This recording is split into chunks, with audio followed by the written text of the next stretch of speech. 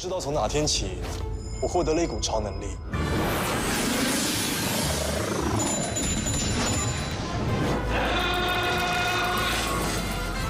其实，这不是超能力，我只是办了。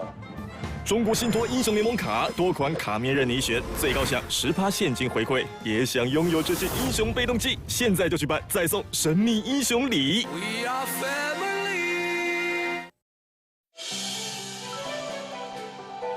CTBC Bank is Taiwan's top financial institution, but we're not stopping there.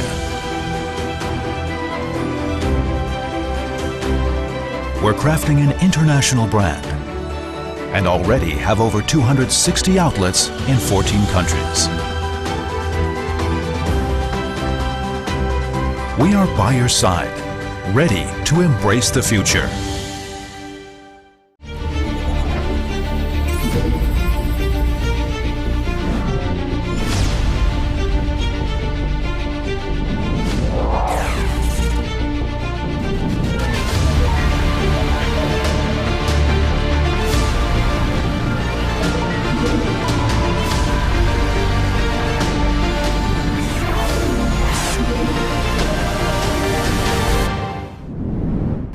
family.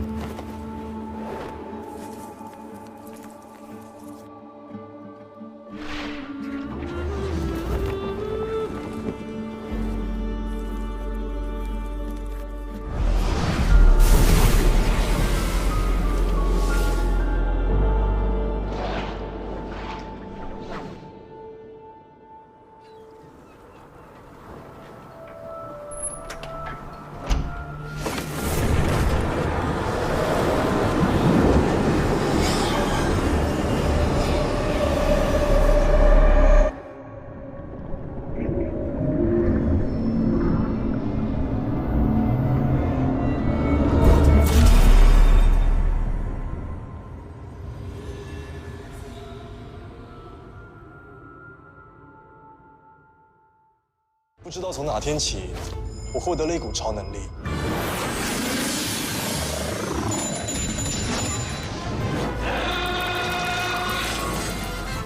其实，这不是超能力，我只是办了。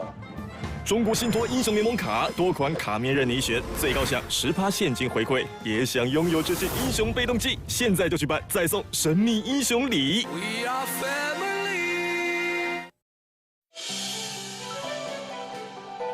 CTBC Bank is Taiwan's top financial institution, but we're not stopping there. We're crafting an international brand and already have over 260 outlets in 14 countries. We are by your side, ready to embrace the future.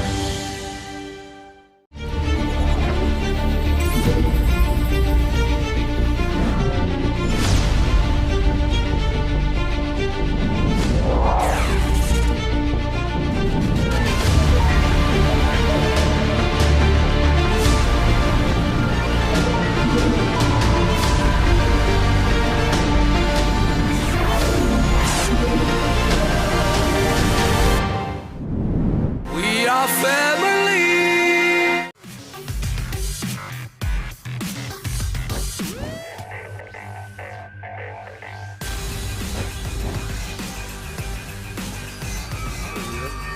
We are gonna have a potential catch onto Gemian. Smurf actually gets the range. Gemini charges in, Top King dueling it out against Gemian into the back line. And that's a triple kill for the Akali! Just assassinates the entire backline. Goodbye, Quadra! Is that the Penta? Come on, you have to give it to him. Blaze can't really make it that far away. Gemian is charging in to get the stun down. There is the Penta kill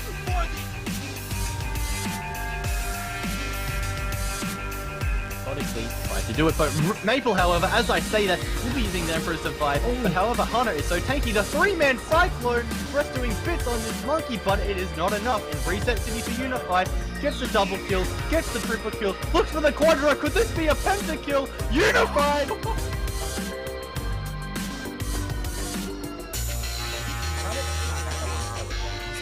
But yeah, I mean, the beautiful Super Mega Death Rocket into the Gale Force, execute damage, and a double execution there, completely delete Atman from someone's face.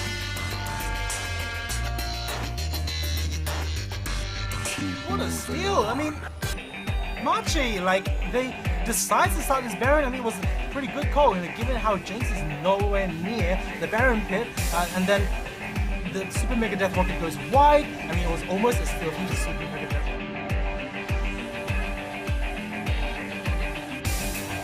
PSG actually coming in on a fight. Oh, dragging up Yone lands. A little bit of a nice 2-3. Cooler Force Squad will be used. Corki is taken down.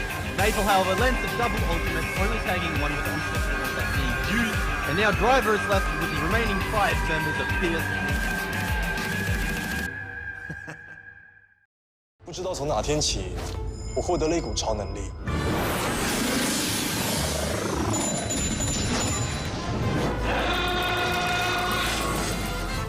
其实，这不是超能力，我只是办了。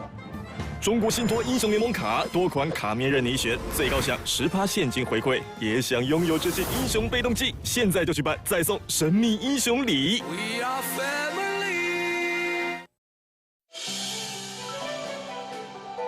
CTBC Bank is Taiwan's top financial institution, but we're not stopping there. We're crafting an international brand and already have over 260 outlets in 14 countries.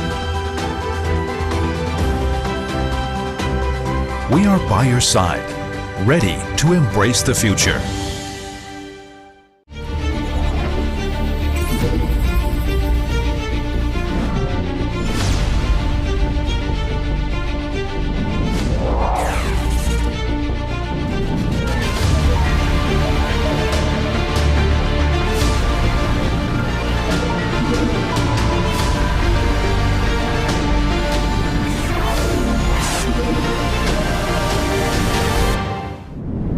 We are family.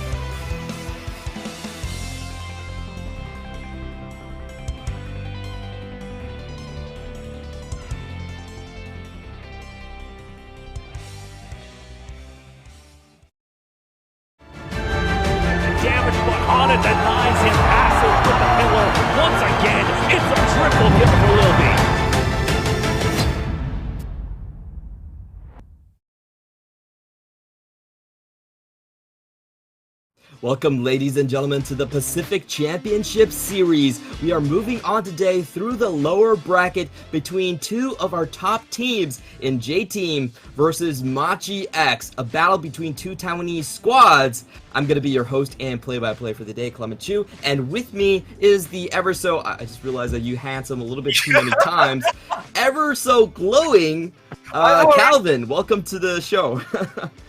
Oh, am I too glowy or something? Maybe I just had turned on the light a little too brightly. But anyway, today we have J-Team versus Machi X, and you know we're getting to a stage, Clement. Like we're getting to a stage where every single team should, in theory, have a chance to defeat each other, right? Yeah. We're going to have J-Team versus Machi X. Tomorrow we're going to have PSG versus Beyond Gaming. Is it tomorrow? It's tomorrow, right? Yeah, it is tomorrow. Oh, wait, no, it's next week. Sorry. We're going to have PSG versus Beyond Gaming. Whoever loses will verse the winner of today's match. So, you know, the last 4 matches of the PCS Championship is going to be a banger.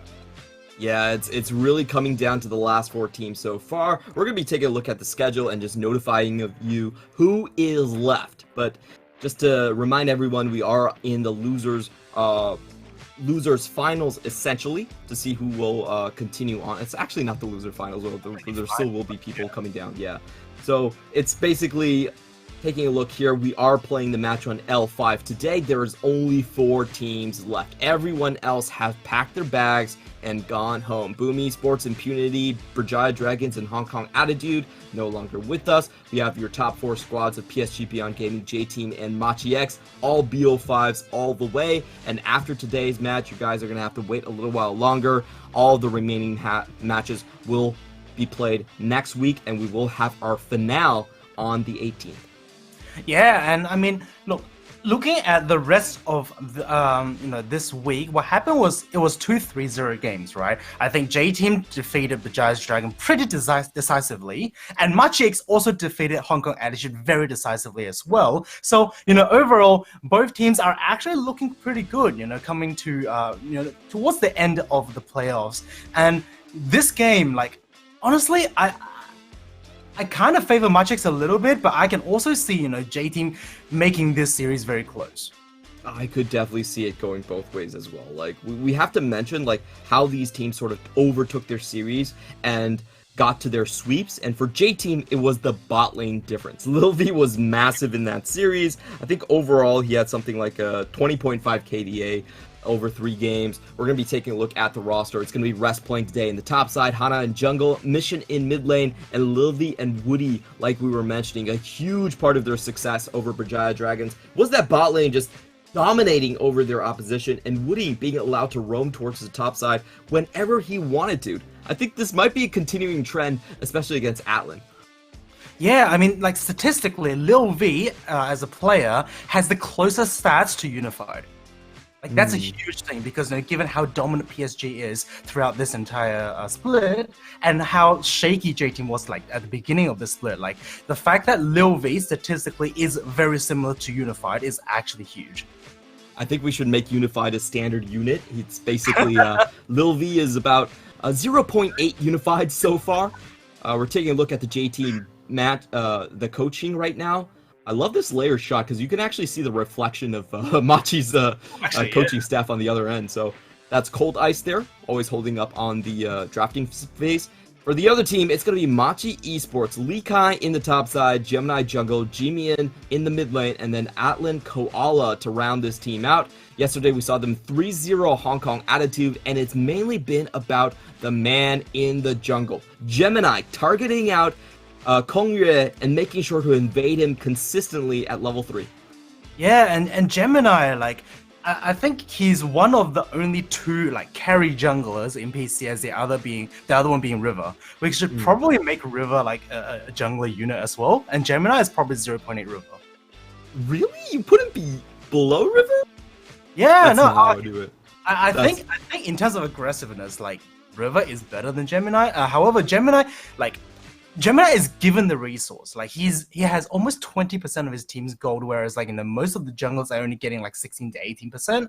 So, Gemini is the man that's given the power to carry the games. Whereas, River, he's mostly just doing his own thing, but like his aggressive playstyle coupled with the fact that, PSG basically just wins every lane, I'm gonna have to cut you off really quickly here to go over the team stats, but as we can see, J-Team with the better goal difference at 15, but Machi with a far superior objective control, especially in the Nashor and the Drakes.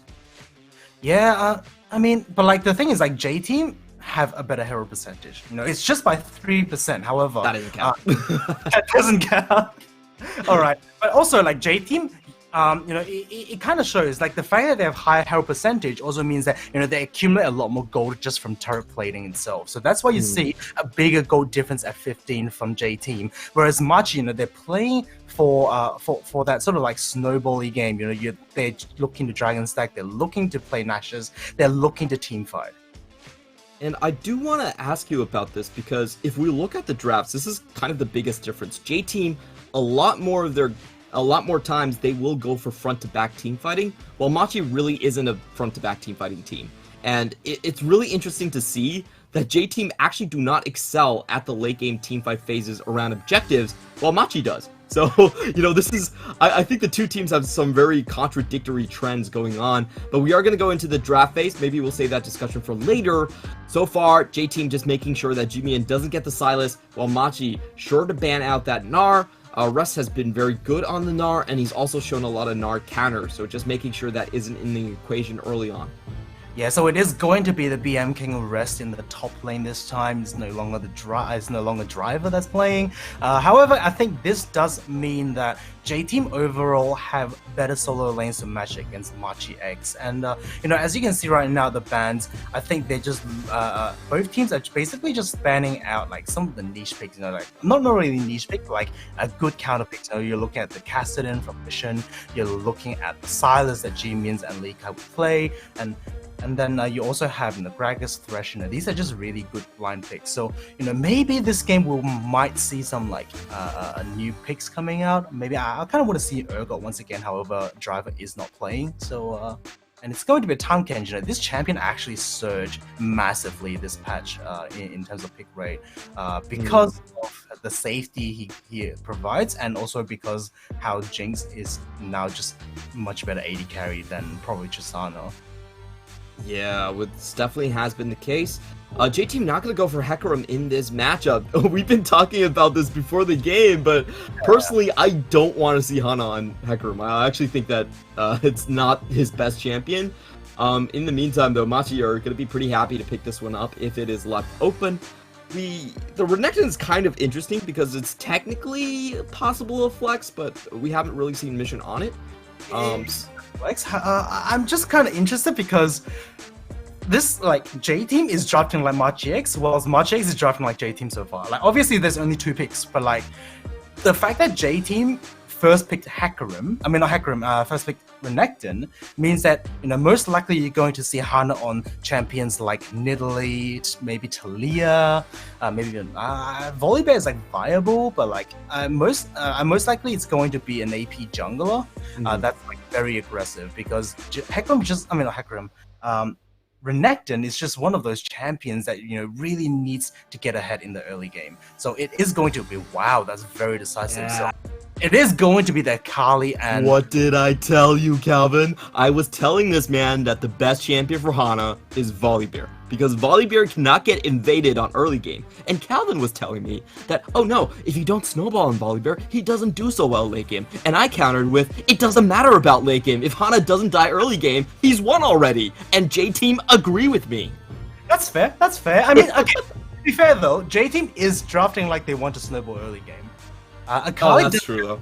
Akali does have a weak laning phase, but however, Renekton doesn't. Renekton is one of those champions where you want to set up kills, where you want to set up dives, and you want to get this Croc ahead. Because if this Croc doesn't get ahead, he is basically a meatball.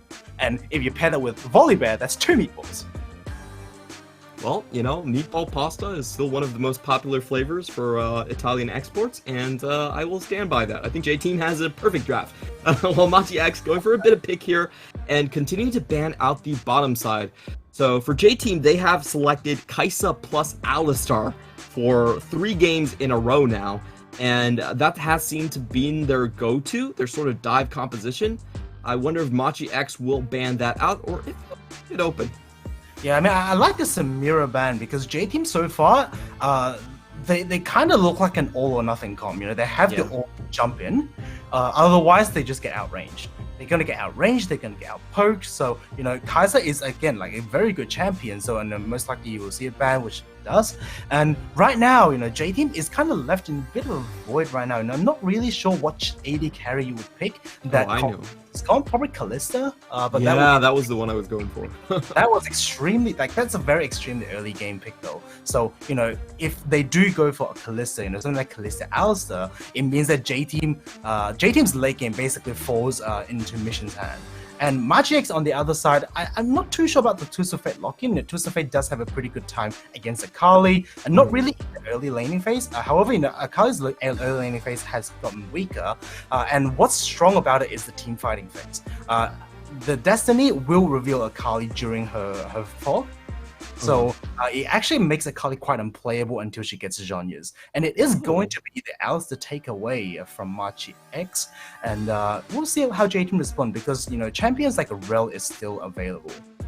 True. We'll see what the AD carry is here. There seems to be a dearth of options for those short-range, hyper-aggressive AD carries. They could go for something like Varus, but they're going with some more engage. Lucian might be on the docket right here. Draven is what I want to see. This is that's a fun one, but it's going to be Xayah in the very end. Not sure about this pick. What are your thoughts on it? I mean, to be fair, like I think they're probably going for Xayah Rakan, I believe. Although Rakan not the best pick into Alistair. However, Xayah into Alistair into Hecarim are all pretty decent. Because like if you look at J-Team's comp into Machi X comp, right? Inevitably, you are going to have an Alistair, you're going to have a Hecarim that jumps on your only backline in that Xayah. The AD carry position, basically. So, you know, Mission is no longer a backline player in this game because he's on Akali, he's an assassin player, he wants to go into enemy's backline. And what that means is Lil V is going to have to take a lot of engages. So I think Xayah here, definitely a good pick. Yeah, this is Xayah playing defensive and Rakan for the engage like you mentioned, and we're gonna get a Lulu after the top lane of Machi. This is kind of curious, but Machi X, they don't have a lot of damage outside of Atlan, and I'm not sure this is the comp you want to draft, considering your personnel if you're Machi X. While J-Team has gone for, I think they've gone for all the power picks right here. Akali's still 100% win rate during playoffs so far. Yeah, definitely, like, in my opinion, a bit of a drafting difference here because I think Machi is going for like a bit of a sort of like a pick type carry comp, right? Not necessarily like the protect the AD carry comp that you normally see, you know, with like 3-4 protective champions, but it is like in the sense of like, you know, you have Lulu that protects the Tristana, you have Alistair to sort of like engage, a Twist of Fate to sort of stop people from engaging onto the Tristana, because Twist of Fate is just not the champion that you look at when you want to do damage. Right? Yeah. He goes Everfrost, he goes Repify Cannon just for the stun card, and then he may or may not go for the Leech Bane. So it's a very sort of utility pick in the current meta, and when you look at Machi X, right, there really isn't a lot of damage happening on their comp. You know, if this Tristana, if Atlan falls behind, I honestly don't really know how they're going to do damage. And we have criticized Atlan a lot for holding onto his summoner spells a little bit too long, and he's been the prime target for picks most of the playoffs. I wonder if they can get a better performance out of him and make sure that he actually stays alive through all these team fights, but it doesn't seem like the way Machi wants to play. Machi, a team that we know is much more focused on the top side in the early game and much more about jungle invades rather than protecting the AD carry. Yeah, I mean, 100%. And on the other side, right, J-Team is opting for a comp that is not so J-Team. You know, usually you see Mission on champions like Orianna, on the Azir, on Syndra, you know, looking to farm up 10 to 12 CS per minute, and then Hana going for like, I mean, he's still on like engaged champions like Hecarim and stuff, but he's still playing for that mid late game team fighting, right? So like, both teams kind of just switch identity coming into game one of this series. And we'll see how J-Team can pilot this one as we head towards the Rift. It's going to be a best of 5 in the lower bracket to see who can come up against Beyond Gaming and PSG later down the line. We're going to be taking a look at the runes so far. We do have the Lethal Temple coming out from Zaya. That's kind of normal, actually, and the PTA from the Volibear. Yeah, I mean, I don't really like Volibear taking PTA into Face Rush champions because you can't really stick to them.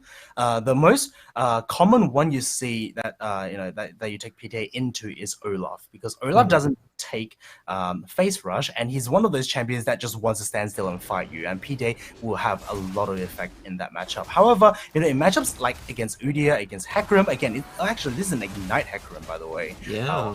Touch on that a little later, but like, yeah, I mean, like, it's very rare for a Volibear to actually be able to stick to Face Rush champions like that, and let alone procking PTA. So we'll see how that pans out. And on the other side, Gemini. So both junglers getting a leash in the bot side, so they will clear towards top lane.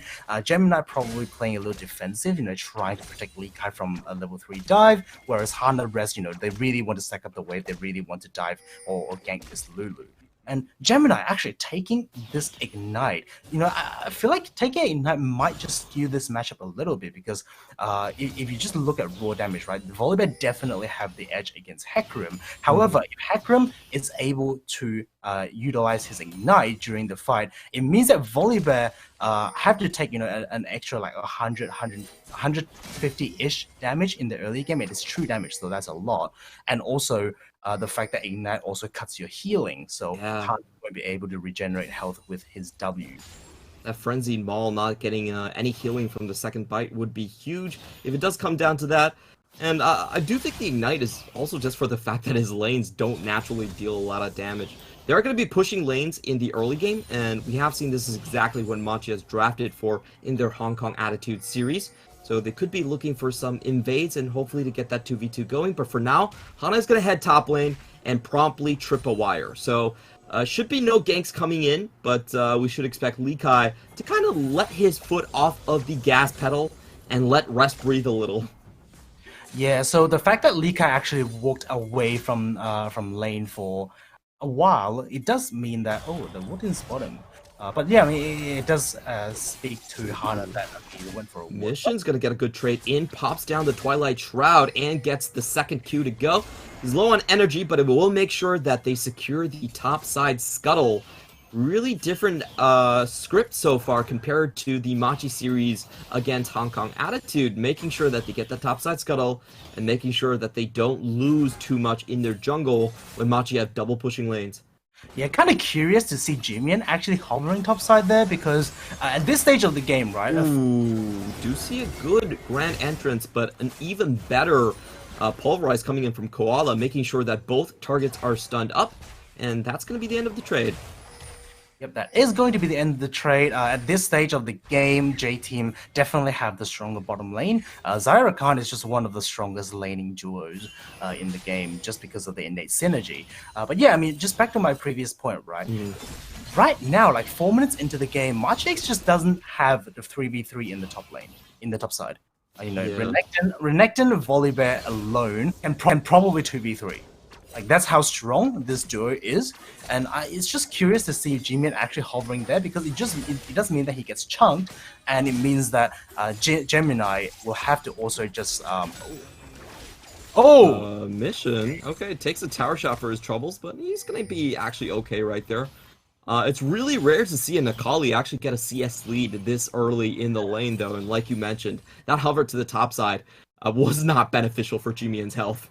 Yeah, I mean, it wasn't beneficial for Jimian's health, and also it just means that Gemini have to concede bottom lane scuttle crap as well, because, if you look at the bot side, right, if it comes down to a bot side 4v4, I do think Marchix might have an edge, because Akali isn't a strong champion, and also Alistar will always have this ability to, just headbutt away someone and pulverize another, so...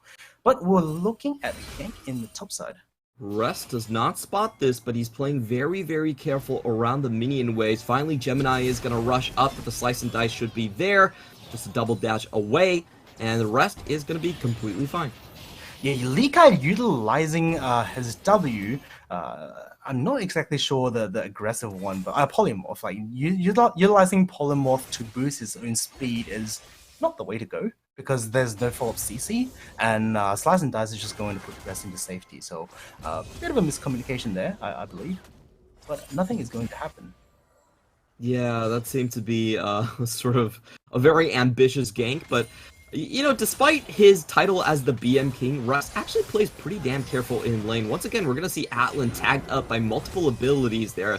The Gleaming Quill also hitting him, so this is kind of a worrying sign. I'm not sure if you're putting all the eggs into the Atlan basket if you want the laning phase to go the way it has been going so far. See a pretty sizable CS lead for J-Team's bottom side at this point already. And it should continue to just snowball. Just feel like J-Team are unhindered getting their scaling game on and getting this triple dive composition to go online.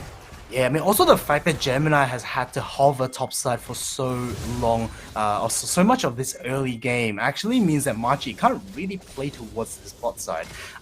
You know, the more I think about it, the more the team comp is kind of weird. I'm not exactly sure what the control ward is in mid lane. Maybe Jimmy is playing like 5 years behind, because I'm pretty sure you know, control ward no longer reveals stealth. Yeah, that's kind of curious, I guess. Not really sure why he's doing it. It definitely does not reveal stealth. You need your scanners to actually get the outline for the I saw opposite cave. I think that's what it's called. I saw Kali's Ward Relic there. You know, that little stone in the middle of the lane. Maybe, just maybe, Akali does have Eyeball Collector. Not Eyeball Collector, Ghost Poro. And Control Ward there actually denies Ghost Poro from stacking. So that's a very smart move from G-Mid if that is the case. Okay, we'll try to see if that's the case, but we do have a 3v3. Oh, that was a great grand entrance coming in, but Lil V still might go down. The Ignite is ticking, and he survives off of the last auto attack. Really well done by Woody to keep his AD carry alive. Yeah, I mean, that was basically perfect. That was basically perfect timing there from Woody, because it's actually so hard to get Rakan's grand entrance into that combo right there, because Gemini's ultimate unstoppable onslaught is onslaught of shadows is unstoppable, and also Koala using that pulverize can interrupt Woody if he didn't time the grand entrance correctly. So really nice job from the support of J-Team. And they even managed to stay and pick up the wave, so Gemini has been losing out super hard in the CS department. He's down about 5 camps at this point. We just saw Hana steal away his red buff, and Machi, their game strategy so far in playoffs has been to get Gemini ahead. This time around, they're finding no such luck. Yeah, I mean, on the other side, right, J-Team actually just doing a very good job, you know, executing a comp that they don't really play often, right? And just look at items, right? Akali actually opting for an early Sorcerer's Boots, and so that means this level 6 Akali, level 8 now, but like level 6 until having ultimate, is going to do a lot of damage. Yeah, getting that 18 extra magic pen early definitely is going to hurt a lot against G-Mian. In the meantime, I do want to look at the items from Lulu. I think we have seen some Everfrost in the top lane, but what do you think Lulu is going to go for this game around? The fact that they're protecting the AD carry, I do feel like Moonstone might be a better choice. Okay. Also, you know, coupled with the fact that Twist of Fate is already opting for the Everfrost. However, it does look like an Everfrost. It looks like Everfrost 2.0, so Yeah. you can try to, you know, root people twice. I mean, that's definitely more protection. I mean, being able to root an Akali twice is actually very strong and very frustrating for the Akali to play. So, you know, maybe it's a good choice. I still feel like, you know, if you're putting all the basket onto Atlan, I mean, putting all the eggs into Atlan. I'm just trying to imagine. He is the basket. Basket himself. Yeah, I mean, if you're betting everything onto Atlan, then you may as well just give him a little more healing. I agree with that. Getting the healing down definitely feels quite important. Looking at the bot lane from Woody, he has both wards into the brushes. It's going to be a really hard recall for Koala, and indeed he does get stopped here. Jimian did start with Minion Dematerializer, so right now his Q plus red card will clear the back waves, doing a good job at that. While Hana, getting one level ahead of Gemini, is pretty happy to just play into his jungle. They're looking for the 2v2, but Likai is a bit difficult for Rest to nail down at this point. He's just going to be slinkering back to his own lane.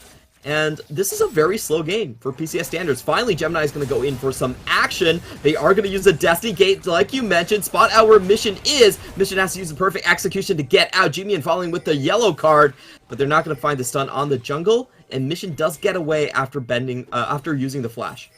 Yeah, I'm surprised to see Jimian not actually following with the gate because, you know, Akali does not have flash, does not have perfect execution. And, yeah, I mean, maybe it just timed out, I guess. But, you know, like I said, going into the champ select, you know, as soon as Twisted Fate hits level 6, having the Destiny means that Akali is very hard to play in team fights. We're going to see Woody catching out a bit of Gemini. And we're going to take a look at that play again. Gemini coming over from the brush. Yellow card goes down. Mission pops the Twilight Shroud early. And as you told us about, the Destiny Gate interaction goes down. And he definitely could have teleported. Yeah, he could have. So I don't really know why, because it's definitely a kill there if he decides to teleport. So maybe just, I don't even know. I was trying to say, like, maybe he didn't want to teleport into fog, but then Destiny gives him vision of everyone on the map. So probably just wanted to be a little more passive. Not much explanation there, but Mission will get out you know, without dying this time, and Hana actually funneling a bit of gold into this Akali. However, 2 melee champions, I don't really know if they can actually get it. Well, there's going to be 3 melee champions coming in. Gemini forced to use the ultimate just to get away, and this should guarantee the Herald does land. Let's see who gets the gold here. Mission is going very far forward, but he gets bunted back into the tower. Instantly, Mission is going to come back out, though, and that was a wasted flash from Koala. Yeah, I mean, wasted flash and also wasted ultimate. And what that means is J-Team should be able to get Dragon control since Dragon is going to spawn in 1 minute and 40 seconds. Oh, never mind. Lilvi might be catching someone out right here. Gemini doesn't have any of his abilities, no ult either, and he dies. That's first blood at 13 minutes. Really good work by Lilvi to close down on the trap and for Hana to finish it up. Yeah, I mean, really nice for J-Team to actually just punish the fact that, you know, Magix doesn't have the ability to fight back at this stage of the game. You know, Alistar can't really do anything without Flash or without Unbreakable Will, and Gemini, you know, just being a little greedy there, because I was surprised, you know, the fact that Magi actually got the Scuttle Crab, because, you know, they really have no rights to be there at this time of the game, and J-Team just really nice job in punishing that. And now, I'm pretty sure J-Team should of this reset should be able to get decent control over one side of the map, and this is going to he is really low right now, doesn't have a bunch of mana for his full rotation, but we are going to have Jimian coming in to assist on the fight. Mission is popping his Twilight Shroud. He's very, very low, less than 300 HP at this point, and it is a 3-man chase down, but for now, Machi will relinquish their control. Lil V is the one getting jumped on since his support isn't here. He does find the reset, Alan does, and Lil V is just dead. There's nothing he can do against this Alistar dive, so at the end of the day, J-Team find a red buff, but Machi X walk away with a bigger lead in the bottom side. Yeah, I mean, Lil V was just being a bit too greedy there, because, you know, he probably could have just walked away after using Feather Storm. However, you know, decides to try to land a root on it, just some retaliation damage, and ended up just costing his life. So, you know, a bit of a misplay there from the AD carry of the J-Team. And I mean, just go back a little in time. Actually, just watch this replay once again. So Lil V blind checking the brush is not good for his health, and he's going to get slowed. He's going to get chunked. This rocket jump is going to get denied by Featherstorm, and I just don't know why he decides to actually walk back towards Atlan, and, you know, just giving Atlan an extra auto attack and buster shot, you know, putting himself at in lethal range. So bit of a misexecution there from Lil V, but let's just go back in a minute and a half in time, and J-Team, I don't like the fact that they're playing topside. Dragon was going to spawn in a minute, and they just did not control botside jungle. Yeah, and now Machi X actually have that push coming in from the mid side, and they do have Lika rotating here as well, so this is a fight that both teams want to opt into. We are going to have Machi X forced to make a play here, as they do have their top laner down already. In the meantime, Scuttle is going to go over to Lil V. Gemini rushes directly in onto the carry. A little bit preemptive. Atlan finally comes in, but Gemini is already dead, and they don't even get Lil V. Forced to use the flash Atlan has, and he's just going to die to the double kill from Hana. Okay. I don't know what Gemini's... Oh, Koala? Decides to pulverize the ground. Blue buff is not there, but... He was angry. That was a mad cow. It was a mad cow. But, yeah, I mean, I don't really know what Gemini's trying to do there. I mean, he kind of just decides to engage for no real reason there. Koala was not there in time. And also, it's just very, very unfortunate for Alan. Just watch this. So, Woody actually gets his passive shield back, and that stopped the last tick of Ignite. Oh, he would have been able to reset. Would have been able to reset and jumped away if he killed Woody there. So that was just extremely unfortunate from Atlan there, and for Atlan there. And Machi X, to be honest, a very confusing team fight. And J-Team is just going to get a couple kills and also get the dragon off that. I felt like it was Gemini actually mistiming the Destiny Gate. So Destiny Gate was about 5 seconds before cooldown. And he just went in thinking that, oh, G-Mian might have been able to follow up on that. But like you mentioned, it was super forced, and this looks like the second Herald going over to J-Team. G-Mian still has the most gold in the game, but of course that's off of the loaded dice passive, so not really anything to write home about. In the meantime, Machi X, though, they still have a sizable lead in this bottom side. We still see a full rotation from J-Team into the top. And Machi X are going to continue. They're going to go for more. There's no one actually defending this. We have to see Mission scramble back into the bottom side. Yeah, I mean, so far, Machi actually getting a bit of an advantage in the bot side, you know, getting the turret and just shoving the way all the way into the enemy tier 2 turret. It means that Machi should have control over mid lane, at least for the next couple of waves. However, they decide to use that to move towards top lane. Not really sure why. J-Team will mean it doesn't mean that J-Team will get back control, bit of control in the mid lane. And Atlan, I'm not sure whether he can actually defend this mid turret if Woody decides to go aggressive. And they do also have the Herald here, so we've already seen 2 turret plates being taken off by the previous one, and Hana, with this one, they should be able to secure both of these towers. It's just a matter of time at this point. First tower for J-Team goes down into the books, and it looks like a full 5-man siege into the mid lane. They do have the Herald, and they do have the TP from top lane, so there's not really much that Machi can do about it. Yeah, I mean, pretty nice for Hana to just cheat a little tempo there, drop the Herald. Actually, it does match the cannon wave, so really nice timing there. It means that they will be able to move into bot turret without much contest, because Machi X will have to defend mid lane before moving away. And yeah, I mean, so far, J-Team actually just playing macro better than Machi X. Yeah, it's actually really nicely done. I like their transition to basically guarantee that Lil V is going to get a lot of gold. Woody is the target here, but he is Rakan, very slippery champion. He's going to be able to get away. And it just seems like to me they are trying to guarantee that Lil V gets a farm advantage over Atlan, that he's going to be able to dish out more damage. And so far that has been the case. We are heading towards the first team fight where everyone has their mythic items. And I want to know if that actually changes the equation here when you look at the 5v5s. Yeah, actually I didn't know that Indogem actually builds into Moonstone, so it is going to be Moonstone Lulu. And I think the fact that they have a Lulu versus J-Team having the Renekton means that this team fight could be very close. Oh, actually, ooh, heal used aggressively here to chase down onto Rest. He pops his Dominus just to stay alive. But I feel like J-Team is looking for the counter punch. They are hiding in a Death Brush, which I honestly don't see Machi X ever walking past, but, you know, things could happen, maybe.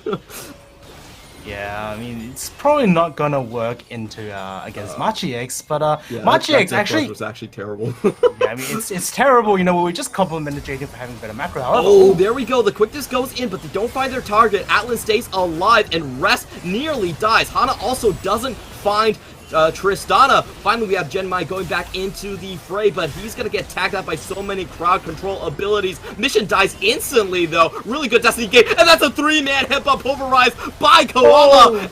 We see Atlan finishing off the kills. G-Mian going for the side a very half-hearted attempt to kill a bear. He doesn't really want to take the 1v1, but a great play from Machi X. It was J-Team waiting in a death brush, out of position. Machi X were never going to walk across that. They straight siege into the mid lane, and J-Team have to force the fight. Yeah, I mean, like I said, we're just complimenting the fact that J-Team had a really good macro this game, and then they just made the worst decision of their life. Atlan actually does get cancelled, his rocket jump by the quickness and the grand entrance, but Dress is going to die to the ignite, and Gemini once again just going a little too deep in my opinion, but also Mission, this is the third time, it's time for you to learn. A massive pepper pulverized there. But yeah, I mean, it's really time for Mission to learn, the fact that Akali does not work into Twist of Fate in team fights just because of Destiny Gate. Before you get your genres, please do not go in like that because you are just going to kill yourself. I also want to add, I felt like Hana played that so poorly. Yeah, he did. If you have the Sky Splitter, you're actually unstoppable when you use Stormbringer. So you 100% Stormbringer into the enemy team. Like, there's no way you should just walk back and then Stormbringer away. It was honestly kind of weird to see that. I felt like they would have won that team fight if he executed that correctly. Potentially, I think Mission also played a very big part in that team fight loss. No, it was kind of straightforward. Yeah, I mean, like I said, like it has been like the third time that this has happened. Obviously, the first couple of times, I think he got out pretty safely. Well, not really safely, but like he did got out. But this time, not so much. He did ultimate into 4 people and just got straight up deleted because of Destiny. So. Hopefully he will learn. I think things will get better for him once he gets his genres, but so far he's looking, actually he's going for genres 100% with that Fiendish Codex. I just feel like it's such a weird team fight for J-Team because if they had all of their members online, I don't actually think that was a bad team fight for them, but they just didn't execute it properly. I think for J-Team it starts off with not setting up a death rush 5 miles away from mid lane. Yeah, that was weird. That was super weird. I think that was the problem. Thought that would work. Yeah, but I think that was the problem because Machi X and J-Team at that moment of the game is 100% going for like a map split. Machi X have control over the bot side and J-Team have control over the top side. So there's absolutely no reason Machi X would go to top side of the map. But we will see Machi X actually contesting mid priority very heavily, walking deep into J-Team's territory and trying to force J-Team away from accessing the river. Yeah, they are going to look for further bot side pressure here. G-Man's already split pushing on that lane, so they want to make sure that he gets that nice clean 1v1. But Hana is going in for G-Man, and he pops the Turbo Chem Tank. Everfrost is you. Gemini coming in. Can he save his mid laner? He seems to be a little bit slow. Good perfect timing out here, but the Stormbringer also lands, and Mission is the first one to fall. Stun comes down. Sky Splitter does find its target, but the Ignite surely will. So that's the support. Getting the kill mid for mid trade. Machi X, however, getting a bit of a lead because J-Team had to scramble towards the bottom side while their mid lane tower was already being pressured. Yeah, I mean, G-Man, despite getting caught, they actually played their fight really well. So, G-Man actually not using the gold card immediately because it will get denied by Hana. Zhonya's dodges, perfect execution, flashes away from the Stormbringer, uses Destiny, means that Mission will once again just die because, and also just dodging that grand entrance. That was just beautiful from G-Man. Despite, at the end of the day, he will drop, but really well played from him on this Twist of Fate. Twist of Fate is just one of those champions. He's very immobile, and when you have a bear and an assassin hunting you down, it's very hard to play that. Salutes to Jimmy, and that was the best Twisted Fate footwork we've seen all of playoffs. Really using that movement speed that he gets from the Lich Bane really, really well. And I did want to kind of get your opinion on this, but we're seeing some really interesting items. The Putrefier coming out from Likai, and also just getting the Lich Bane a little bit early for Twisted Fate. What do you make of this? Yeah, I mean, Putrefier coupled with Moonstone means that he is basically going to consistently give at least one member grievous wounds on attack. So I think it's a very good item. We have the fight starting out. Gemini has to charge in to keep himself alive. Everfrost onto the back line, but Mission has found his mark. He's going to go in, but we see Woody actually being the first target down, and Koala again with a massive 3-man knockback, but this time answered by Lil V's 3-man Blade Caller as well. That was great from both sides. Machi X, however, they still are in pursuit. We see the stun and the extra movement speed, but he runs straight into the maw of a crocodile. Likai left alive. Lil V might be able to close this one out. Blade Caller doesn't find the Lulu, and we will back out with a small advantage for JT. Yeah, I mean, once again, I feel like it's misexecution from Atlan there, because let's just watch this again, right? Look at Woody, because Atlan 100% could kill Woody there with a Buster Shot, and that didn't happen, means that he doesn't get any reset. In fact, he didn't use Buster Shot this entire game, and this entire fight, and Atlan, I think, if he is able to get that one reset, he will be able to just clean this fight, because so far he still does not have his rocket jump back. And that's why you see, Resh just going back onto Atlan and just one-shotting him. So, Buster Shot, actually, not Buster Shot, but Rocket Jump, actually, Likai? Okay, so... Okay. I think that was J-Team starting the Baron and Machi X forced to sacrifice members. They actually didn't sacrifice member, never mind. It was actually 1 for 2 trade. And now Machi are starting Baron? Oh, welcome to your classical J-Team game. This is what we saw in the team stats. J-Team with a massively favorable early game lead, but a much lower Baron rate. And this is how you get that type of a stat. We are going to see the counter engage, but Woody manages to jump out. Atlan goes in right now, but he actually walks back to avoid the Sky Splitter if the damage doesn't follow through. And I don't think Machi can actually finish this one now. I'm very confused. So what probably happened is Jimian probably TP'd somewhere around Baron, and they somehow 2v3'd. Yep, they did. They got Mission, and they also got Lil V. So they killed both carries. Yeah, I don't know. I don't know how that happened, but it definitely did happen. Machi X will not get the Baron, but they will probably get the 4th. This one is a really dicey one. We see Gemini revving up, but Mission has the sides covered. He's going directly back onto... Oh, that was a great bunt over the wall, but they don't find the yellow card in time. Koala still might fall here. Mission goes in, but we see the Wild Growth keeping Alistar alive. Finally, he goes down to the Stormbringer, and Machi X have to walk away with their tails between their legs. That was weird to see Machi X actually conceding the position there. Obviously, there's no Destiny to reveal the Kali, but Kali have genres anyway, so it's no longer a huge problem. But it's kind of weird. Okay, let's watch this again. So 100% Likai actually bases and TV's back. J-Team actually getting way too low there and not retreating for some reason. Come on, just turn on Likai. Okay. Okay. What?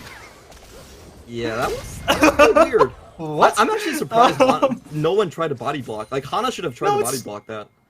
Hana should have just turned. Like, there's absolutely no chance an Akali and Zaya will kill a 3k health Baron in, like, the next 5 seconds. These two champions just aren't built to kill Baron. So the fact that they actually tried to finish it is the most confusing thing in the world, and it literally just gave Machi X 2-3 kills. And J-Team did. However, I will say Machi also gave them a free Drake, so yeah, actually they did. All from that Death Brush. This was all calculated, all from that Death Brush. It is all scripted. It is all scripted. PCS is scripted, for those of you who don't know. Yeah, I'm pretty sure Verbatim actually got the script. It was sent in the email and was addressed to the wrong person. It was like an extra BCC, and he got an extra copy. We are going to see a full-on engage right here. Destiny Gate being used. The target is Woody for now. They don't get the recon. Finally has to use the Onslaught of Shadows. But in the meantime, we do see J-Team not rotating Rest over. He does have to teleport, but he knows it's a bit too late for his support. He's going to stay and take down the tower while Machi X just start this Baron. It's a really fast take. J-Team, they have to get here now. Koala trying to body block anyone from getting into the pit. Mission is going to be the one going in, but he is gold carded. Rest doesn't find the Baron steal. Machi X looks like they are going to go into full retreat, leaving Koala to his own devices, and they do manage to walk out on the top side. Buster Shot also used, and Hana going in with the stun, but he doesn't really get anyone. Lil V, he's trying to use the Gale Force and the red buff to get someone to stay behind and drag them down, but Machi X get away with 4 members. Yeah, I mean, really nice play there from Machi X. Actually, really good peeling overall. And, you know, this is how you do Baron, JT. This is how you do Baron, not your half-hearted attempt there. But no, so Machi X sacrificing Koala, you know, Koala actually kiting the enemy champions away from Machi X helps a lot. And also the fact that Buster Shot knocking two people away means that they will get themselves back to safety, and is going to be a 4-man Baron for J-Team. And this is massive because both mid lane and the side lane have Baron buff.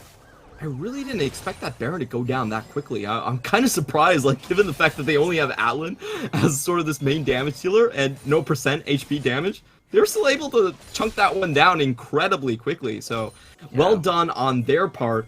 And now it's going to be difficult for J-Team. They don't have any map control. G-Man has the ability to just pick people off in the side waves, and we could see this sort of Z pattern by Machi X just zigzagging across the lanes and trying to catch people out one by one. Yeah, I mean, J-Team had the better early movement, however, Machi X definitely playing their mid to late game macro a little better than J-Team. And Lika, you see, actually a very supportive build here. Moonstaff completed, Putrefier completed. It means that, you know, both Atlan and G-Man will be able to benefit from this Lulu very easily. That's a lot of damage. Yeah, I'm not sure if you saw that explosive charge, but it took a quarter off of Woody. Yeah. When you put your explosive charge on the tower, it does give you extra range, but Atlan could be in trouble right here. Oh, never mind. Lil V just took one shot and was like, I need to go back to Fountain? Yeah, I do also believe like Lee Kai buffing Atlan also giving him a bit of AP. AP actually scales decently on Tristana as well. Oh, Rest is gonna get the stun in. Wild Growth doesn't save the AD carry, and now Mission is going in. G-Man, however, does find that first kill. Mission has to pop into Zhonya's very early on. Can he survive? No, he's gonna go down. So double kill going over to Lee Kai. Even though Atlan dies early, it doesn't matter. Gemini now on the hunt. Not gonna find his target, but he will take this inhibitor tower. Yeah, I mean, this is just a little bit of a, I would say, wallet gap. You know, they're only 3k gold ahead. Magic's only 3k gold ahead. However, you know, they have the gold in the right person. And as you can see there, like, J-Team just didn't really have the ability to cut into Machi X team comp, despite basically removing Atlan from existence at the beginning of the fight. So let's just watch this once again.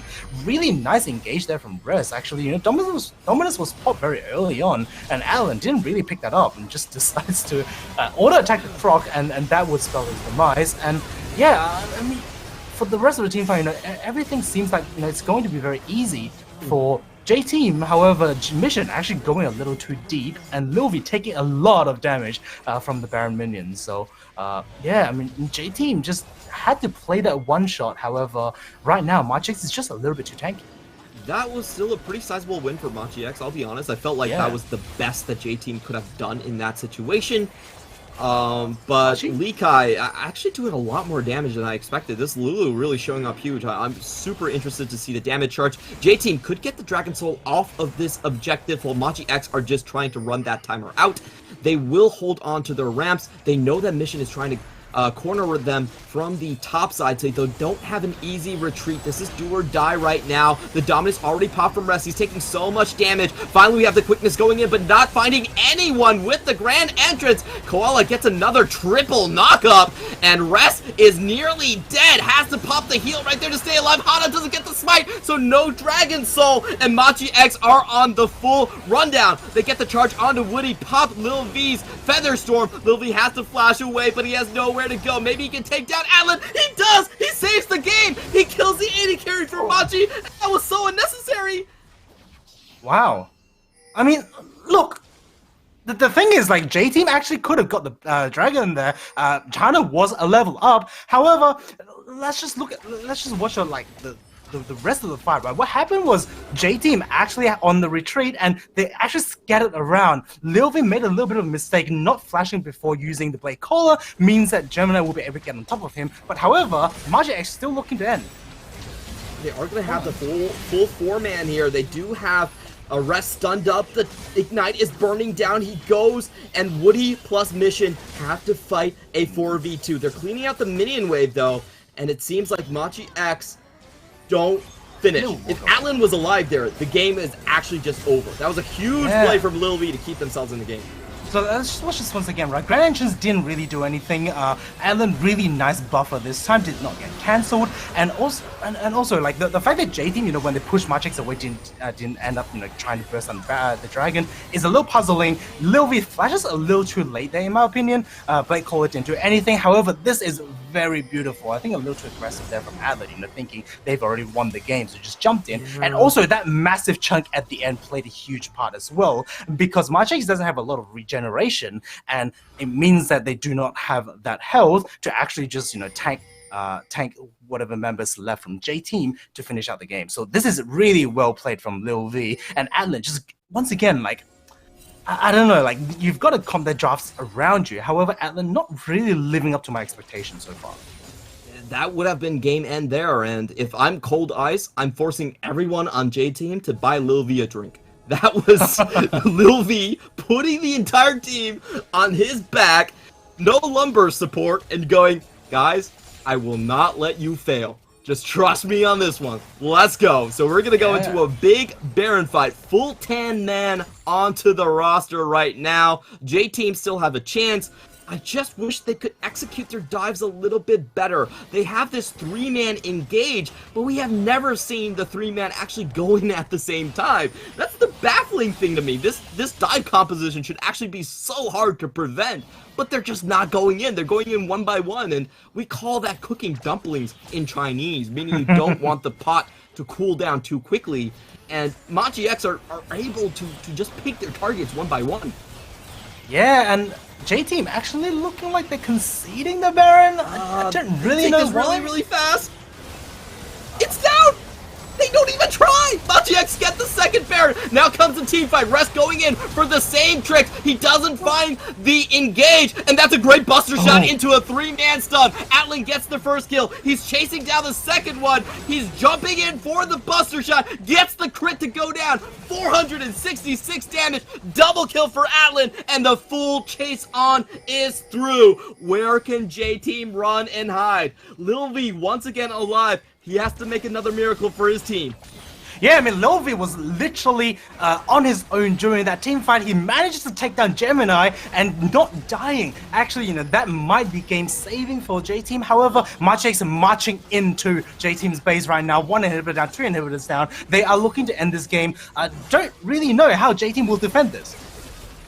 Don't really see it either, but miracles can happen. We've seen weirder things happen. Never mind. Machi X with that Lich Bane just chunked down through the Nexus. And congratulations, Machi, with a comeback win in game number 1. Yeah, I mean, really well played there from Machi in general. Like, I think the execution hasn't been perfect this game. However, their macro decisions, their decision to jump onto objectives, to take objectives, and then to take the fight afterwards is so clean. I think Atlan still has to prove himself a little bit in order for Machi X to continue draft, you know, protect the 80 carry comp like this, going into game 2 and 3. However, Machi X actually showing that they are able to play a different style. It was just such a weird game to witness here. Mission was actually off to a pretty good lead in the early game after those kills, those 2 towers went down, and everything all changed in the mid game. After that death rush, the first team fight, Machi actually were able to find a win. It just went downhill from there. And it's so bizarre to see because, in my opinion, J-Team had the superior split pusher. They should have been able to get into those Baron fights a lot cleaner and a lot earlier. But they just were so scattered. I don't know what they were doing. Even after their wins, they hand things over to Machi. Yeah, no, I don't know. I feel like J-Team kind of got cast a curse a little bit. You know, we were just saying that. Oh my god! Machi. I don't know what you're talking about. I mean, no. As in, like, in game, right? So, like, I was predicting Machi as well at the beginning, and I was just like, oh my god, guys, J-Team's macro is so good, and then it did that death rush. Yeah, that was weird. That was such a weird death rush. The weird thing to me is that I don't even think they played the team fights that well afterwards. That was the big issue for me, is that even in a front-to-back team fight, even when you are behind like 1 or 2k gold, Atlan was not exactly playing as sharp as he needed to be.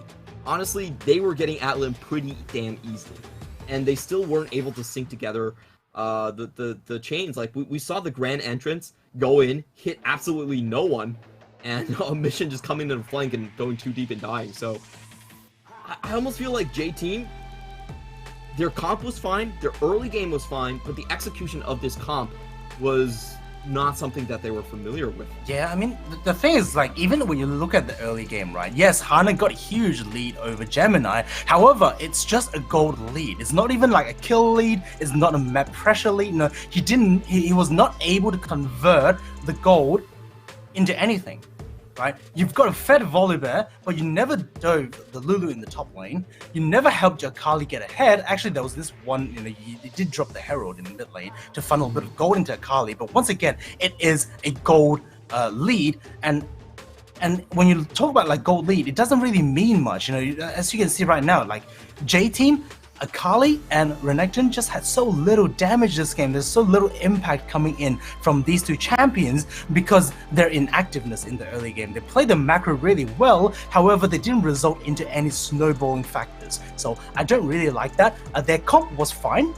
Like, let me just re-emphasize this, their comp was okay. It's just that J-Team was not able to execute that. However, on the other side, Machi-X, with a different comp, I think that their execution hasn't been the best, but they just show that they are the better team in this game.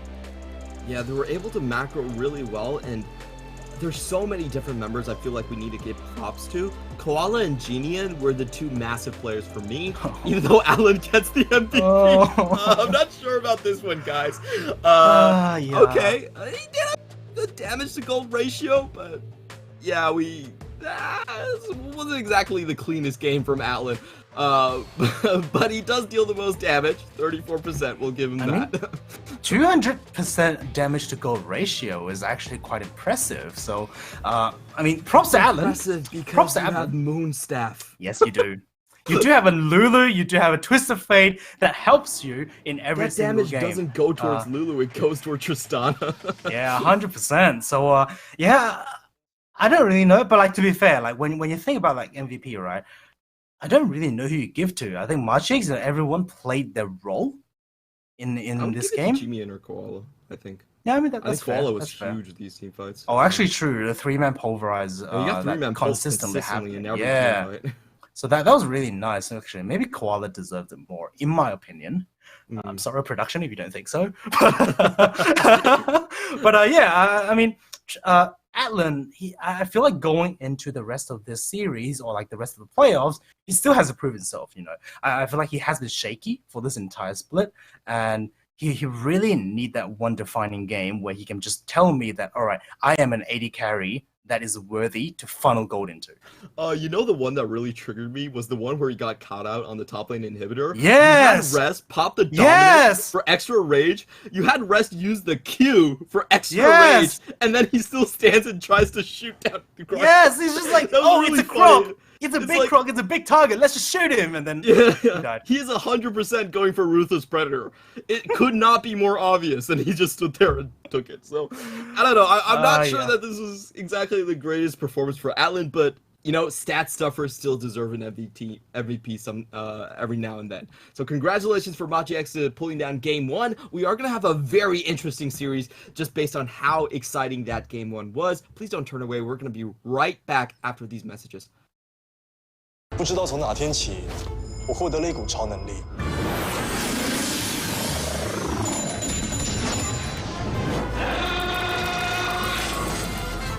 其实，这不是超能力，我只是扮了。中国信托英雄联盟卡多款卡面任你选，最高享10%现金回馈，也想拥有这件英雄被动技，现在就去办，再送神秘英雄礼。We are family.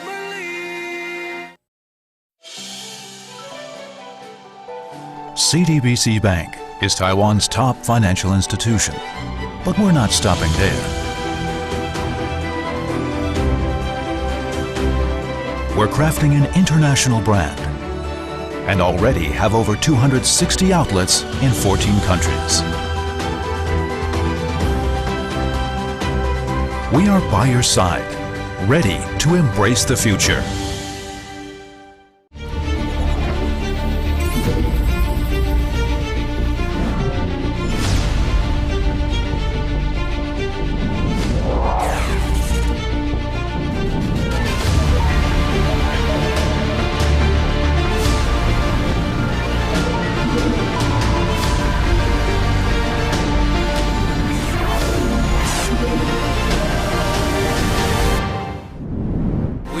family.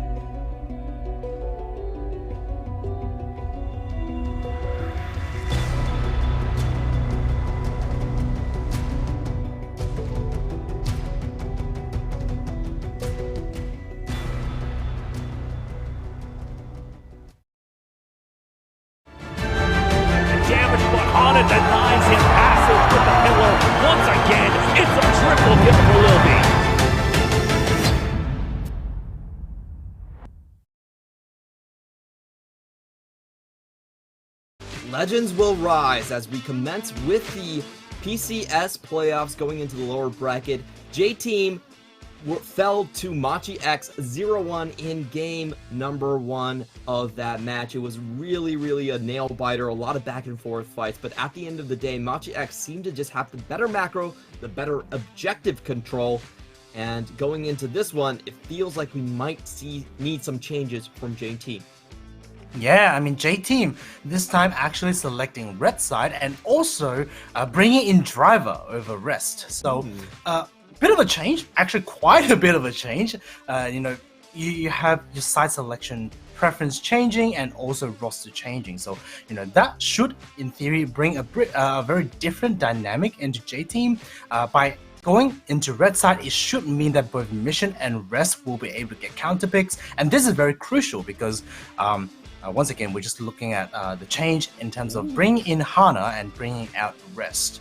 And yeah, I mean, overall, right, if Rest and Mission are able to get counter picks, it means that they will probably be able to scale into late game better. It probably means that they are opting into a more mid-late game oriented comp, the comp that we usually see J-Team on, rather than an early game comp like we saw just then. Yeah, we were talking about this, but it seems like J-Team really feel more at home with compositions that have range advantage, that allows them to siege without really going for aggressive plays that need a lot of coordination, and just pick something front to back, a Zero Tristana. I think that's sort of the best composition that they could go for, and Driver is the perfect substitute to do that because the biggest difference between him and Rest is he has self-proclaimed he is more playing for Scion, is more playing for Ornn. He's going to be your main initiator. However, we do have to talk about the reason that Driver was actually subbed out. It was because that his laning phase just wasn't as sharp as Rest's. And in fact, we saw in the PSG series, he did not hold up to Hanabi very well. And now that he's up against Likai, we're going to see how that laning phase goes as we head straight into the ban picks. Machi are the team that prefers the red side more than the blue side, and J-Team actually prefer the blue side more than the red. But this time, J-Team trying to make sure that they can steal away some of these counter picks from Machi X. Yeah, 100% just trying to shake things up a little bit. Machi X is going to target top lane in the ban phase, banning away the Scion and Gragas. Also, Tamkinch, one of the very solid pick right now, pairs very well with Senna, but when you don't pair it with Senna, you can also pair it with the likes of Aphelios, Varus, and Jinx. So a really nice ban overall, just solid bans. J-Team banning away Renekton. To be honest, I feel like they are the team that prioritized Renekton, not really Machi. Obviously, Likai still had 4 games on Renekton, but it doesn't really feel like a Likai champion for me so far. I think Likai did play pretty well on that champion, but you don't really look to. I feel like Machi is like you're looking at Likai or Nah more than anything. That's what I feel like. Yeah, I will say though, Machi has played this strategy where they're willing to blind pick Renekton and bait out the Gnar pick. They're willing to go Renekton Nidalee, Renekton Talia into a Gnar. So they want to make sure that isn't a possible strategy. Machi, going back to the Udyr, this is super interesting. We haven't seen a lot of Udyrs back on this patch in the PCS itself. A very skirmish-oriented pick that I feel like has a lot less utility compared to something like the Volibear. But in the meantime, J-Team likely to answer back with the Hecarim. I mean, when you funnel all the gold, or like not all, but like a lot of gold into your jungler, you don't really want your jungler to be a mid-ball late game. I think Udyr, at least, if you get funnel gold, you get to that status of like a mega unkillable, super fast rolling Sunbot earlier, and you're at least Sunbot. If that I'm makes not sense. sure Stumbot is a lot better than Meatball, but sure. No, I'll take your but word for it. But the thing is, like Udyr can actually stun like 5 champions consecutively in teamfight, whereas Volibear, all you can do is just stick to one person, and that person is probably Kai'Sa, which is probably just gonna ult away from you. I could see that. I could see that. Yeah, I could so- see the argument for Stumbot over Meatball. I guess that's an interesting segment. You know, it's I feel like they're so close in terminology that I didn't really get the difference on their first pass. But we'll keep an eye on that. J-Team gonna answer with probably not what you want to see, but this is the signs of another pick composition. We've seen this a lot. They've actually executed it quite well in terms of the Terrify Instinct combo, where you just onslaught of shadows and then a Lil V gets to fly on to assassinate a target. At least this time, they have a bunch better front to back with that Rel and Hecarim. True. I feel like this, yes, it is going to be a little more pick-oriented.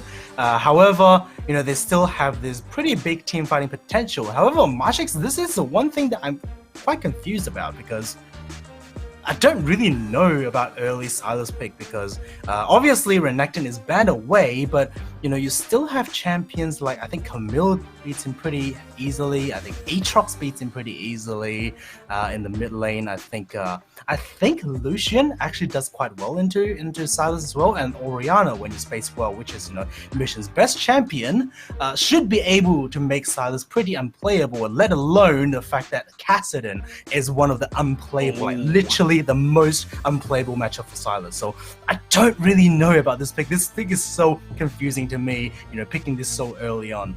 Xayah, third pick. I mean, back to what Atlan is probably better at, just peeling for themselves, not playing that aggressive, protect the carry position. So I quite like that. Okay, we do see the Kassadin being banned away, because like I said, it is quite unplayable for Sylas. And J-Team actually just targeting support, which is I think pretty good, because when you have an Udyr, it's really hard to engage, and there's just not much engage potential so far. J-Team have a lot of different options with their mid laner. I do also want to point out that Lee Kai has played Sylas in the top lane as well, so they're essentially holding their options open to see what the enemy team is going to go for. Even though blind Sylas probably doesn't feel that good either. There isn't a Renekton, so I could see potentially that going down. MagiX now, they do have to pick for their potential solo lane and also for their support. If it is a Lucian locked in, should be the mid lane, but still pondering their options here. They're going to go for a Leona. Pretty standard pick here. You know what I want to see? The fact that they hovered Lucian kind of tells me that they want to flex the Sylas to top lane, because again, Orianna is able to space Sylas pretty well, if it's a competing Orianna, which I think Mission really is. However, never mind. This Sylas will go back to mid lane. Because I was just saying, because if this Sylas is going to top lane, I want to see a top lane Nocturne. It is also another unplayable matchup for Sylas.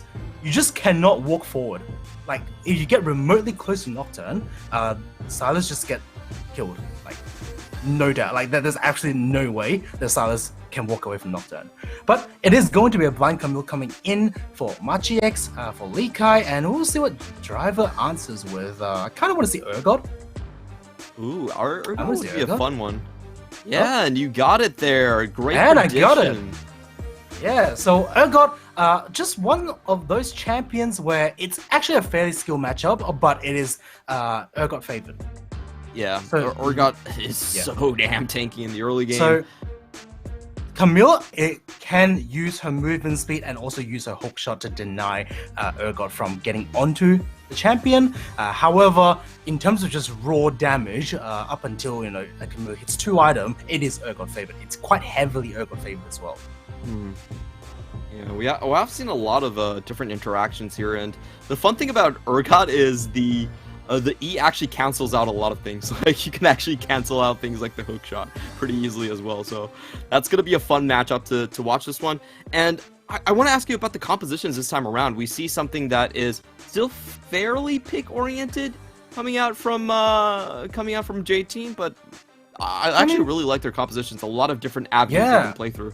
I think this time, yes, you have a bit of pick potential with that Kai'Sa. However, ultimately, it does feel more like a teamfight comp. You know, you have the Orianna one with combo, and also you have the Urgot. You know, Fear Beyond Death is actually so huge in teamfight if you're able to pull it off. So, I just like this team comp a lot more than Machi's team comp. You know, once again, they kind of just flipped around now. You know, Machi is on that pick comp. Machi wants to just delete someone straight up from a team before a team fight can happen, but you know their engage potential is so low. You know, the biggest engage is literally Solar Flare and nothing else. It's also such a slow composition as well. I don't think Camille or Silas gets out of lane ahead until very, very late into the game. It's almost a 2-item comp. So I think the matchup to watch here is actually mid lane more than anything. Bot lane, I believe both sides don't really want to like actually coin flip the game early on because it's a very snowbally matchup here. And in the top lane, I feel like Camille should be playing pretty passively against Urgot, and we're going to see a Foggy Summoner's Rift going into game 2. I wonder why sometimes it's foggy and sometimes it's not. It's clear, right? Yeah, that's weird. But yeah, I mean, let's just go back to mid lane a little bit because this is one of the matchups where you have a lot of like conflicting opinions between mid laners. Why is this so slow? Oh, it's 0.25 speed. I was just like, oh, why is Udyr actually like on slow mode? But anyway, yeah, I mean, this is one of the matchups where it's kind of like Lucian Syndra. It's very player dependent. So if Silas is able to get away untouched until his first reset, he should have an edge over Orianna because Silas is just not a champion early on. And once he hits 6 with a Lost Chapter or maybe with like a Lucidity boost, he will be able to match up to Orianna.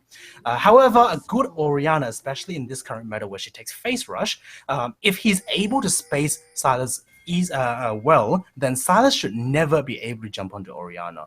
You know, all it takes for Orianna is just press QW auto attack. Stay behind the minion wave, make sure he doesn't have a clear line for that abduct.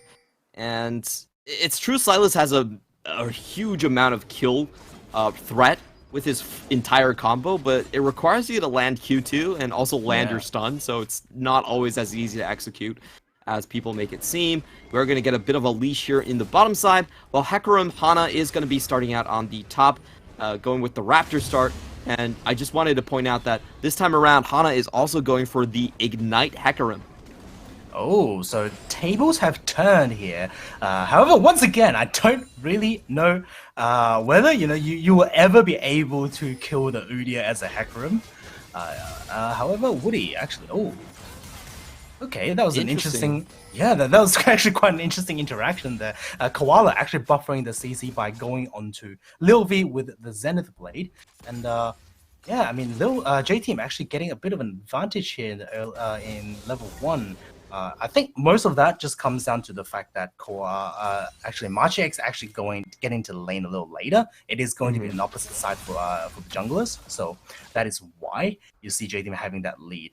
Driver now is going to go into Machi's jungle, going to drop that ward. It means that Gemini is going to get spotted for this entire jungle clear, and this should mean that this Udyr will not be able to do a lot of things in the early game. And like we see, in the early game, Orianna does have an edge over Silas. It is up until the first base. That's when Silas starts to get stronger. Really rough matchup from G-Mian right here. He's already down to 1 biscuit at this point, while Mission is sitting happily on 3. You are just waiting for that potential teleport. And honestly, at this rate, Hana could just charge in and kill G-Mian if he's not careful enough. We are going to see Gemini coming over for a loop around gank, but Mission should be able to get away from this one rather easily. The stun combo lands and Mission just dies! Doesn't even have the chance to flash! Yeah, I think this is actually onto Hana.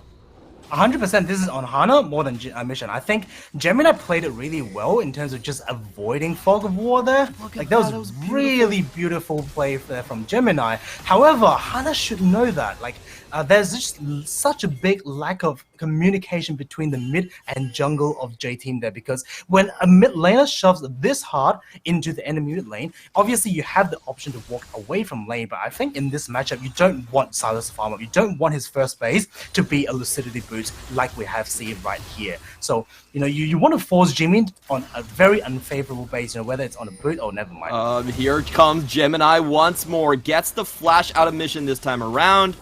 And that's still a rather successful gank. Mission's time in this lane seems rather limited as he's facing some really tough opposition.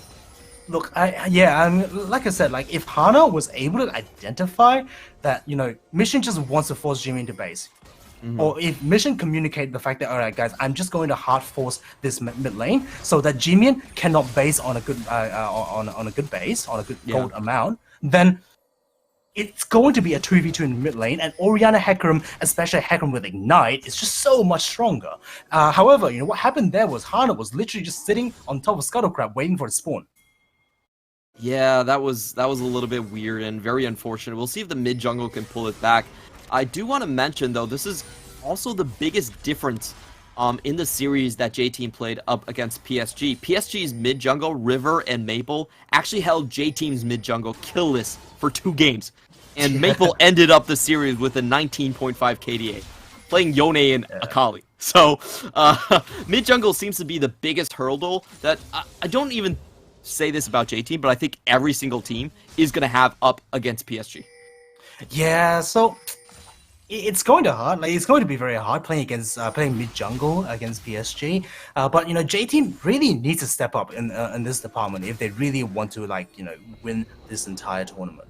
So maybe we'll see J-Team starting to learn from the mistakes. I just want to see Hana pathing to mid lane a little more. And now we see Mission actually hitting level 6 before Jimian, and he's now Jimian is now forced away from that wave.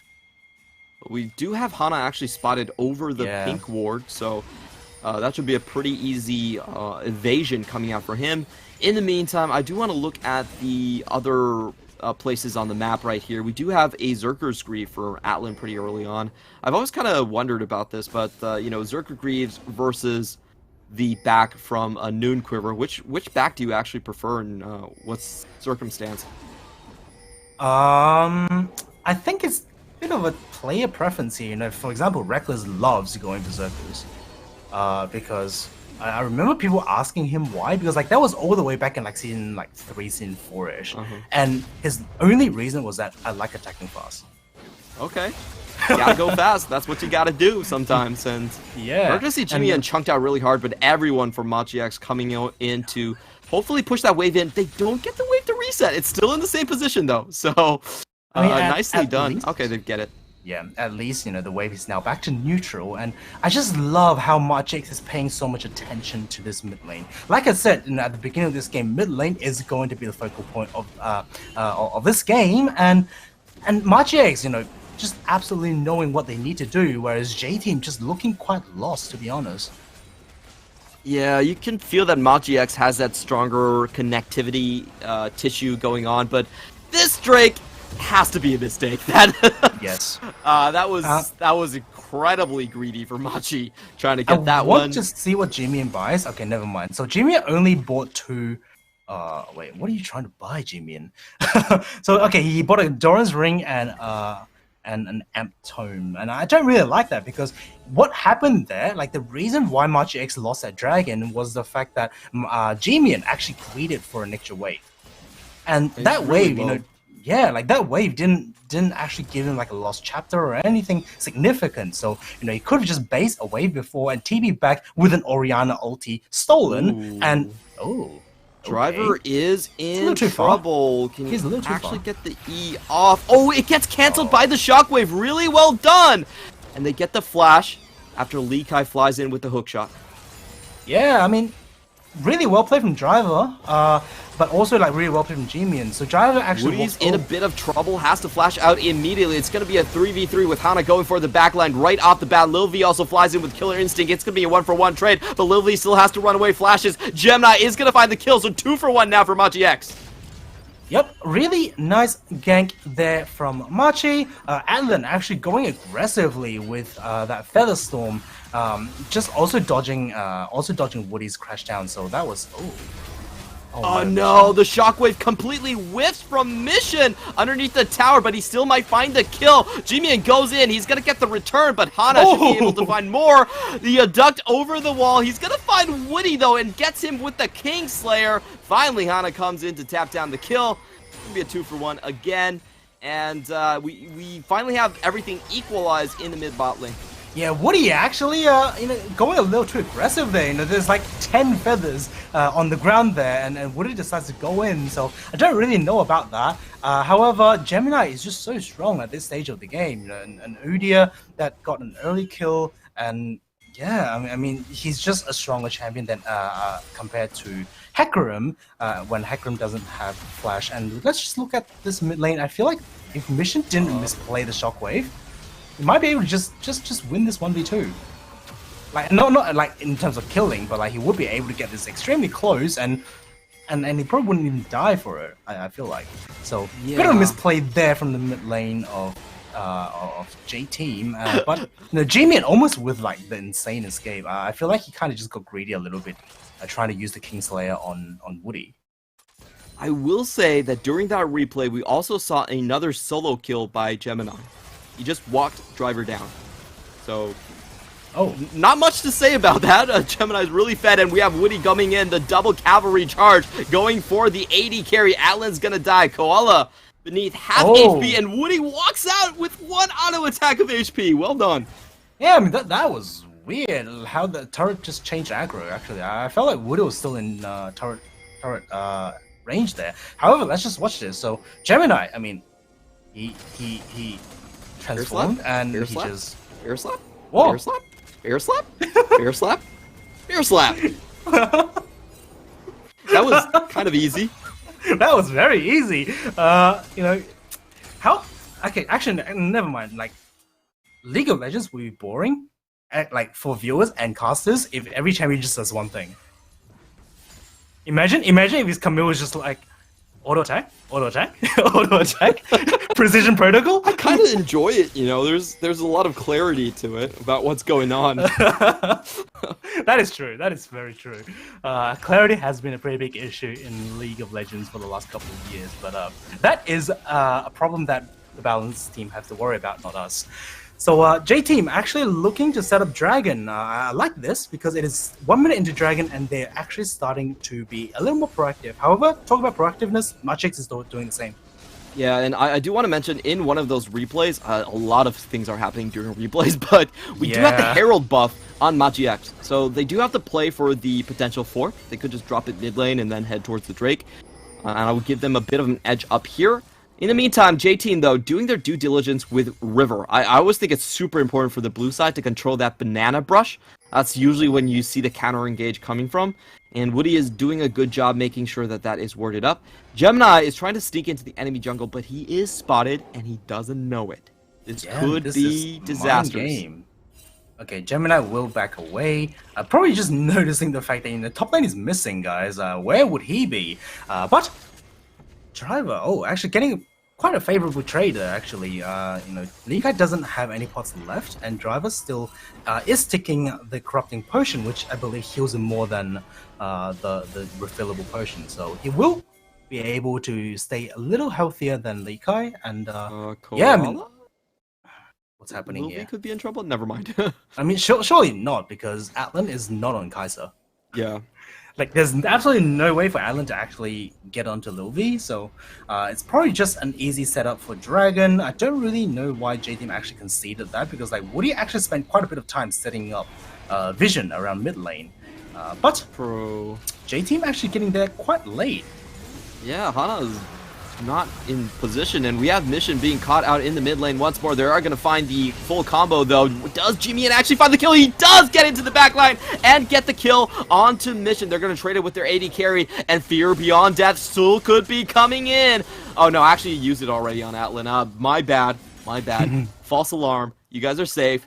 Machi X, get the 1-for-1 trade, mid lane for ADC, and they also get the Infernal as well. As you mentioned, that was another objective where I felt like they could have contested. Kind of a lazy. I mean, you can see, arrow like by Machi. you can see from the team fight that followed. Like J Team just have the stronger comp at this stage of the game, and they decided not to do anything. You know, really nice engage there from Koala. However, I don't really know whether Jimian should just steal Orianna ulti, because Shockwave is not that useful into Hacker Room. You might as well just steal Unstoppable Shadows. That probably would have made the fight a little more one-sided.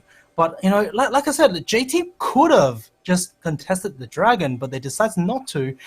Don't really know what they do actually, because Hana was obviously with Gemini in the top side of the map, and in theory they should be able to rotate to bot side, you know, together. But that wasn't the case. You know, all that time that Woody spent, you know, trying to set up the entry from mid lane to dragon was just down the drain. Urgot was stronger, bot lane was stronger, but J-Team don't pull the trigger. Now they do have an ambush. This could be a deadly ambush because it might be a 3v2. Woody goes straight in for the AD carry. Hana trying to find the kill as well, and they have the better jousting ability. Burst damage comes down. Koala looks like he's about to drop, and J-Team, just when we said they weren't able to pull the trigger, they prove us wrong, and they come out with a decisive play. Yeah, and like we said at the beginning of the split, I mean, of the series, that Magic's weak link is bot lane. I think Atlan and Koala, you know, they were playing aggressive, but oh, hang on a second, hold on, good thought. Gemini is gonna flash in for the stun. He's actually gonna kill Hana. Never mind, one turret shot doesn't land. Chain Lash also misses, but Jimian somehow survives.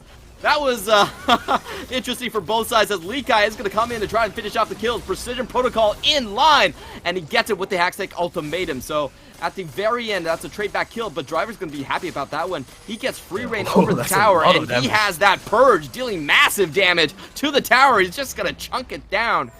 Yeah, I mean, Urgot, when you leave him alone, he is going to eat turrets alive. Actually, turrets unalive, but...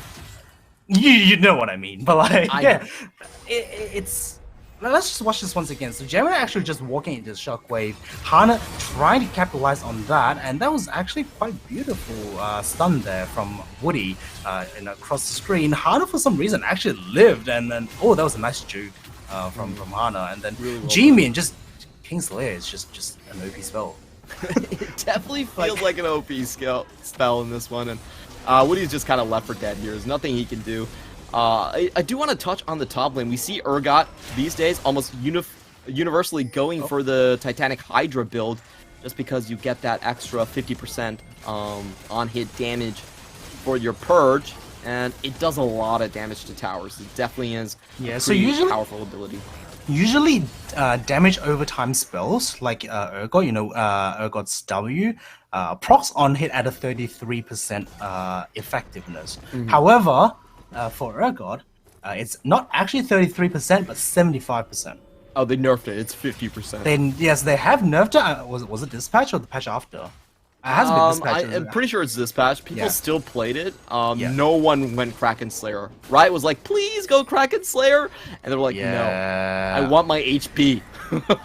the thing is, like, oh yeah, I remember. Like this is the patch that confused me a lot, because they said that they tried giving Urgot a niche build, and it didn't work out. So they just, you know, Urgot's building something that they're not intended. It was kind of weird. It's like, but then in the same patch, we want you to go niche, but that's unintended. You're nerfed, by the way. But then at the same time, they changed Xinjiao to be like, oh guys, we want this champion to build AP. We want this champion to build crit. We want niche builds from this champion. And then I'm just like, Urgot? Question mark? But yeah, anyway, let's get back into this game. So Dragon is going to spawn in 20 seconds, and this time it is Machi-X that is nowhere to be seen. Yeah, this is a great chain of events from J-Team. They take the Heralds, they take down mid lane, and they're sweeping across the map hunting for kills here. I really like this strategy. They have a great front line, and if you look at the items, we've been talking about this all game, Jimian and Likai, they just need more time. These are 2 or 3 item carries. They don't want to fight on one. 100%, you know, Likai, once he gets his Ravenous Hydra, that is when this Camille is well and truly online. You know, he would then have that one-shot potential onto carries, and that is when he will want to group. So, you know, right now, really nice decision for Machi-X to concede this Dragon just to buy a just by a few more minutes for the carry in mid lane and top lane to scale up. So I think, you know, pretty nice macro decision here overall. J-Team will get away with this Ocean Dragon uncontested, and I mean, things now starts to stabilize, but J-Team, I feel like, you know, come late game, they have that team fighting advantage, whereas MachiX, they want this Camille to start split pushing, you know, start playing and getting herself ahead. It really is coming off of that Urgot matchup. That's a really interesting matchup. Most of the times, Urgot is such a powerful lane bully, but later it goes, kind of falls off in the side lane split push. So we do have MachiX actually stacking up a double crowd control bot lane. This is kind of interesting to see if they can find a pick. In the meantime, J-Team are going to go for the full top side. They're going to get deep vision and start controlling that Baron. Yeah, actually, just look at item build. Driver is actually opting into, I believe, Chem Tank. Yep. It could also be Frostfire too. It could, but I thought Urgot goes Stride Breaker. Oh, true. So that was weird. That's actually weird. Yeah, I mean, Stride Breaker is definitely the more common one. You get a lot more pick potential, and you actually just get that gap close that, you know, you otherwise don't really have, because Urgot's E is actually just a very slow spell. You know, you can't really just blind. Yeah, just use a blind and expect people to get hit by it. So, kind of interesting to see he's got opting into Chem Tank or Frostfire instead of Stride Breaker. We'll see. You know, he's going to be a tankier crab, but at the same time, he'll be doing a lot less damage. I wonder what the Crustacean is thinking about. He could be just hunting for Koala. I guess if you have Turbo Chem Tank, then Koala is pretty easy pickings. So we'll see what he can do with that build. It's definitely a weaker side lane build, but I don't think with any build you're actually beating Camille. It's not even, yeah, I mean, it's not even Chem Tank. It's just going to be Frostfire. And the thing with Frostfire is that I don't think you can control when it procs, because your W is just going to pop it off cooldown. So you can't actually like stop people. You know, you can't really like consistently catch people actively. You know, if you're in the minion wave. I want to see the bot lane matchup just to see if this is sort of a driver build where he feels like if he gets the Frostfire Gauntlet, he's going to be able to win 1v1 trades against Camille. He is up by quite a large margin of CS. 100%, yeah. 10 CS per minute. Koala actually going a little aggressive there, and Driver forced to TP, which is a little confusing. I mean, they now have to start Baron just to force out Lee Kai's TP. Like, if they don't do that, like, this is just not worth for J-Team. They do have full vision, and they do have a pretty fast takedown. Remember, Urgot does have percentage health HP, but Mission has already used his abilities. We see Machi going in, Everfrost going to deny the chase down, and this is very awkward for J-Team. They're going to either have to force him and engage, and there they go, focusing down onto Koala right there. He just dies instantly. Nothing done there. And so does Gemini go down. J-Team find the decisive play, and they're going to turn around for Baron uncontested at this point. Yeah, Machi actually not playing this Baron fight well. And, you know, this is, once again, kind of like script flipped it. J-Team actually, for once, playing this Baron pretty convincingly. So, you know, like I said, J-Team have to force Lee Kai TP, otherwise they're just going to lose out on map pressure. If one top laner have TP, the other doesn't, then the top laner that doesn't have TP is forced to consistently group with team, and he can't do anything in side lane. And let's just watch this. So Koala actually just splitting away too far from the team, and Machi's forced to take this team fight. I kind of feel like they should have just let Koala die, and in turn, get mid lane shove, because that is how you force J-Team away from Baron. If you don't get that mid lane shove, and you know, you get picked off like this, J-Team, like we see, is just going to go on Baron, and there's nothing MachiX can do. So really nicely done here from J-Team. Kind of a weird play from Koala. Like, that was a situation that was definitely in Machi's favor. If Koala doesn't get caught there, then it's super awkward for J-Team. So just not sure why Koala just kind of walked past that one. He's going to do it again. So once again, J-Team, I mean, Machi just kind kind of disrespecting J-Team's rotation this time. Koala is going to drop. He will burn a Solar Flare, but it doesn't really matter. By the time it respawns, Solar Flare should come back in a very short time. But J-Team, with Baron and one-man advantage, will probably break open Machiex's base. They could actually just finish the game if they find a kill here, so GX have to be very careful. J-Team pushing on for more. From what I understand of J-Team, they're probably not going to try for the full-on game end, but they will leave a couple of traps here and there for Machi X to walk into. Yep. And it looks like Machi isn't going to chase, though. Yeah, J-Team is probably just going to collect another dragon off... Come on, J-Team. I mean, did I say dragon or baron? I said dragon. So yeah, I mean, come on. Oh, they're going for more push, actually. They could get the second tower here. However, we do have Koala back online now, so this could be a massive team fight erupting. J-Team do have a very decisive lead. 5,000 gold advantage, nearly 6k. Lee Kai is going to go into the back line. They don't find Lil B. Stays completely healthy, and Gemini just dies. Great fear coming in from Driver into the top lane. That's a 5v4 once again, and J-Team are going to be pushing on for more. Yeah, I mean, like, I'm just going to be blunt here. Like, it was disgusting from Lee Kai. That was kind of weird. That was actually just disgusting from him. Like, I think his hookshot got cancelled by Hecarim's E, but then he tried flashing forward for the Hextech ultimatum on Lil V, but that just, he was nowhere near. Like, he wasn't even close, and then Lil V kind of reacted like a second later, just flashed away, and he kind of just died. So J-Team actually got a favorable fight there, but it's not really, them playing it well, because I feel like Machi, if Gemini and Lee Kai actually flanked from the same angle, J-Team would have a very hard time trying to fight that. But J-Team is going to get a kill, is going to get a mid lane tier 2, and will get this Ocean Drake to finish off the Baron Siege. 4k gold just from that Baron. Yeah, and I want to mention that Machi X had a comeback in Game 1 as well, but that was from 2,000 gold. If they want to do it this time, it's from 7k. It's going to be so much harder, and I totally agree with you. It felt really weird that Machi X they had 3 picks back to back to back. Now Lil V is on the docket. He could be the target here. Solar Fury doesn't land, but Zenith Blade does. However, everyone is coming in. Great killer instinct into the absolute opposite side of the backline. Jimmy now going on to Mission. Mission's very, very awkward right here. Lee Kai finds the kill. Both carries are down, but Driver is still alive, and he gets a triple. Yeah, I mean, look, I think it was bad from Lil V to get caught. He played it really well, but at the same time, I felt like Atlan kind of lost Machi X to fight there.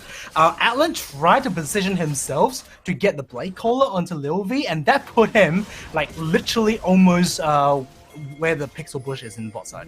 So let's just watch this once again. Lil V getting caught there by Koala. Really nice hack flash there. Forced to use the Zhonya's. Really nice killer instinct to dodge away the Hecarim ult. But let's just look at Atlan. The fact that he tried to walk away just to position himself into Lil V means that he's literally ditching his team on the other side of the map. And Mission just dies because he's now collapsed by 3 players, whereas, Atlan could have easily stopped Driver from just getting into that fight. So I don't really know what that side is doing in this fight. Atlan died fighting Driver? Machi X actually would have won the fight.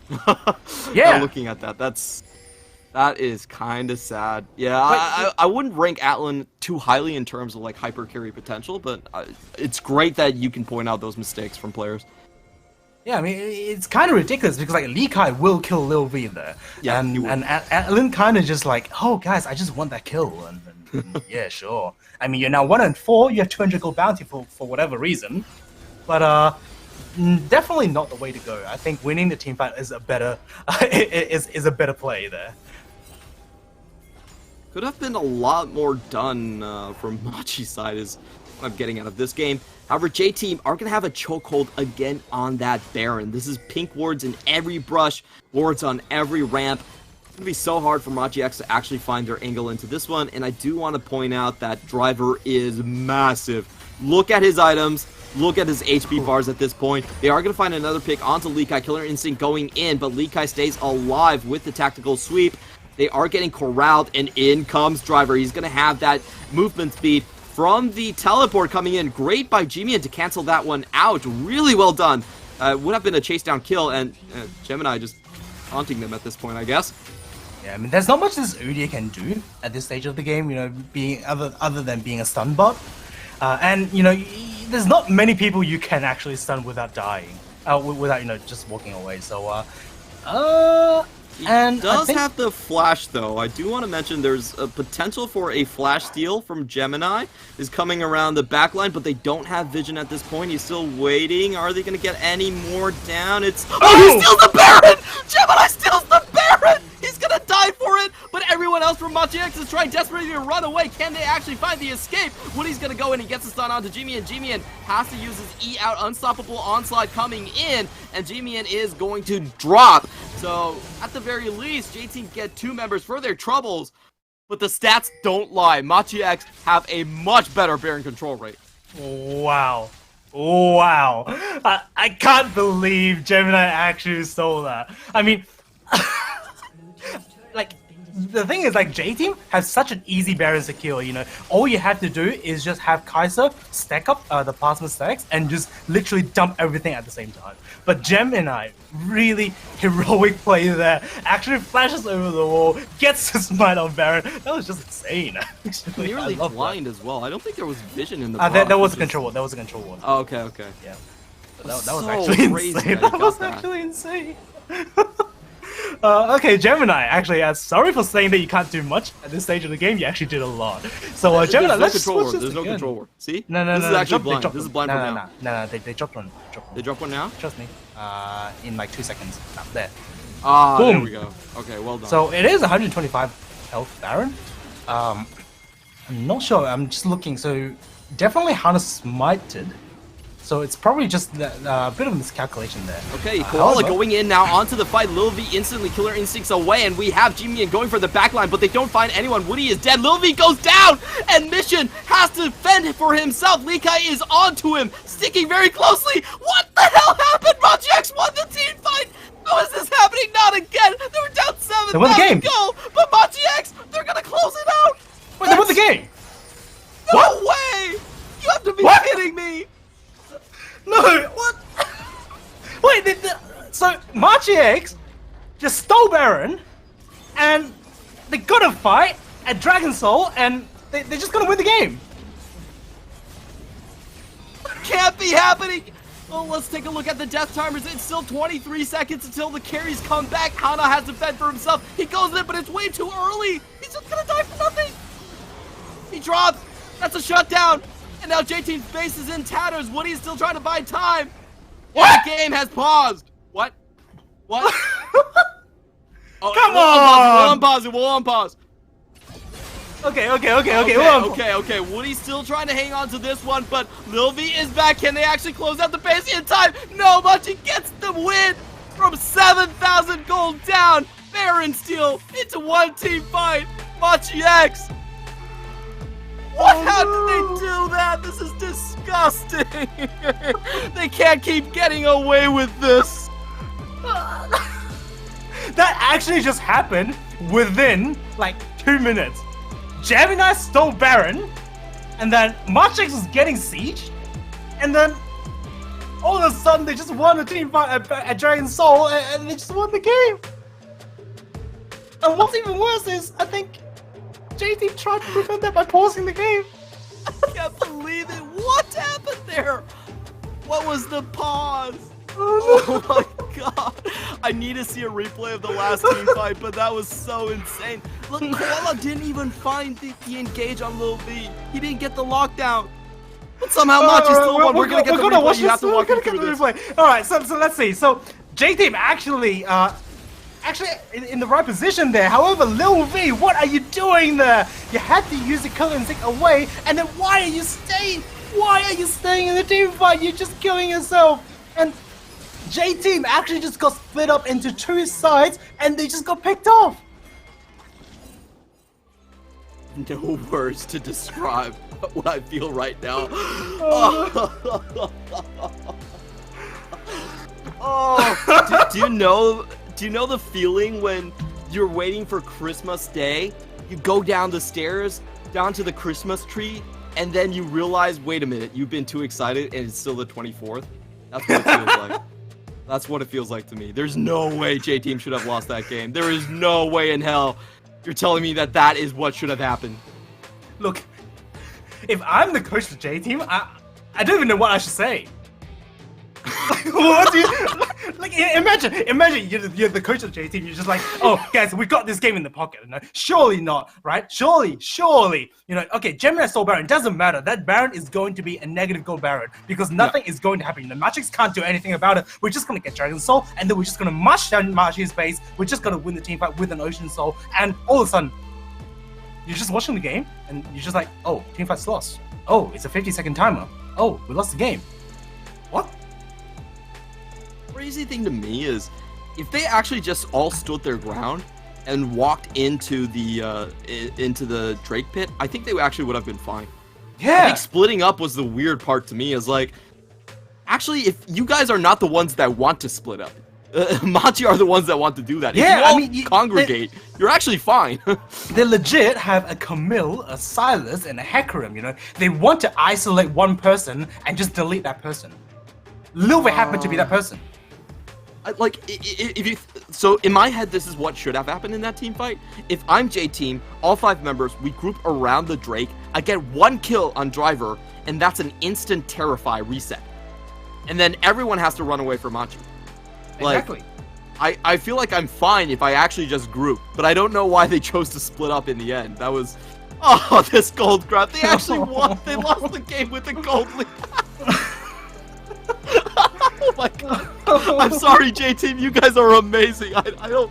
Oh, this is... I feel pain, but I also feel joy in the ability to witness a fiesta of this caliber. This is amazing, man.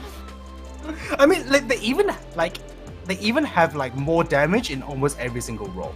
Look at Hana, he's dealing 10k extra damage than Gemini, and Gemini still won the game. Oh, Nika, you're too good for this world. You are unbelievable. Gemini would be MVP, 2, 3, and 8. Don't let any of the stats fool you. This man was the MVP because he broke J-Team's spirits. I'm so sorry, Gemini. I must admit, I did say there is nothing this Udyr can do at this stage of the game without killing himself. But he stole Baron. He stole Baron. He died, but he stole Baron. Sunbot for the win. Let's go. Oh, this has been a roller coaster of emotions. This is such a weird game. Just get me to game 3, man. Do you think J-Team can actually come back from this? That's my question, because I feel like this is such a massive psychological blow to them. Look, I think Wei and Cold Eyes have to somehow stabilize their team mentality. All right, I'm going to be paying close attention to the player cams after this one. But that was the most ridiculous game I have ever witnessed. Thank you, all the viewers, for being along with this ride with us. We're going to come back to Game 3 shortly after these messages. 不知道从哪天起，我获得了一股超能力。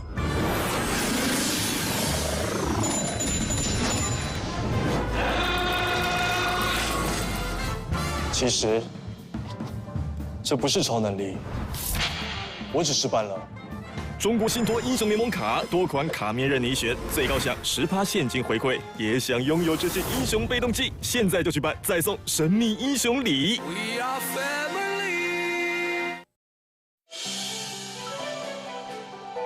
CTBC Bank is Taiwan's top financial institution, but we're not stopping there.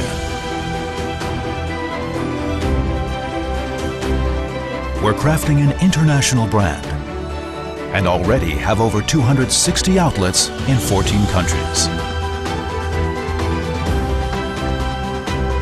We are by your side, ready to embrace the future.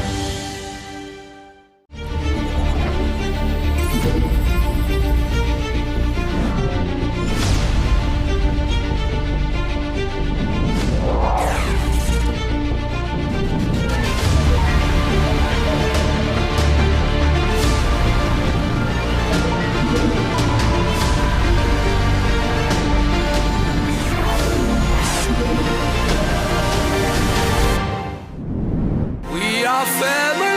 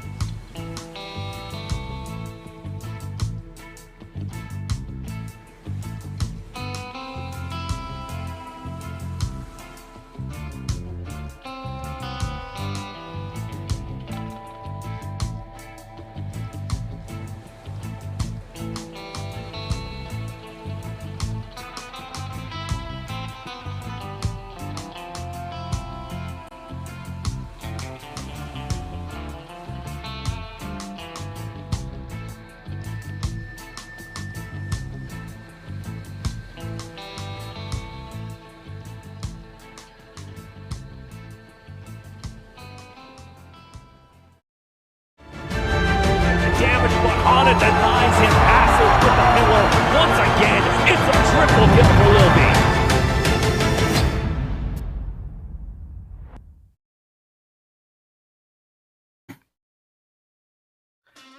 I didn't used to believe that anything could happen. I didn't believe in miracles.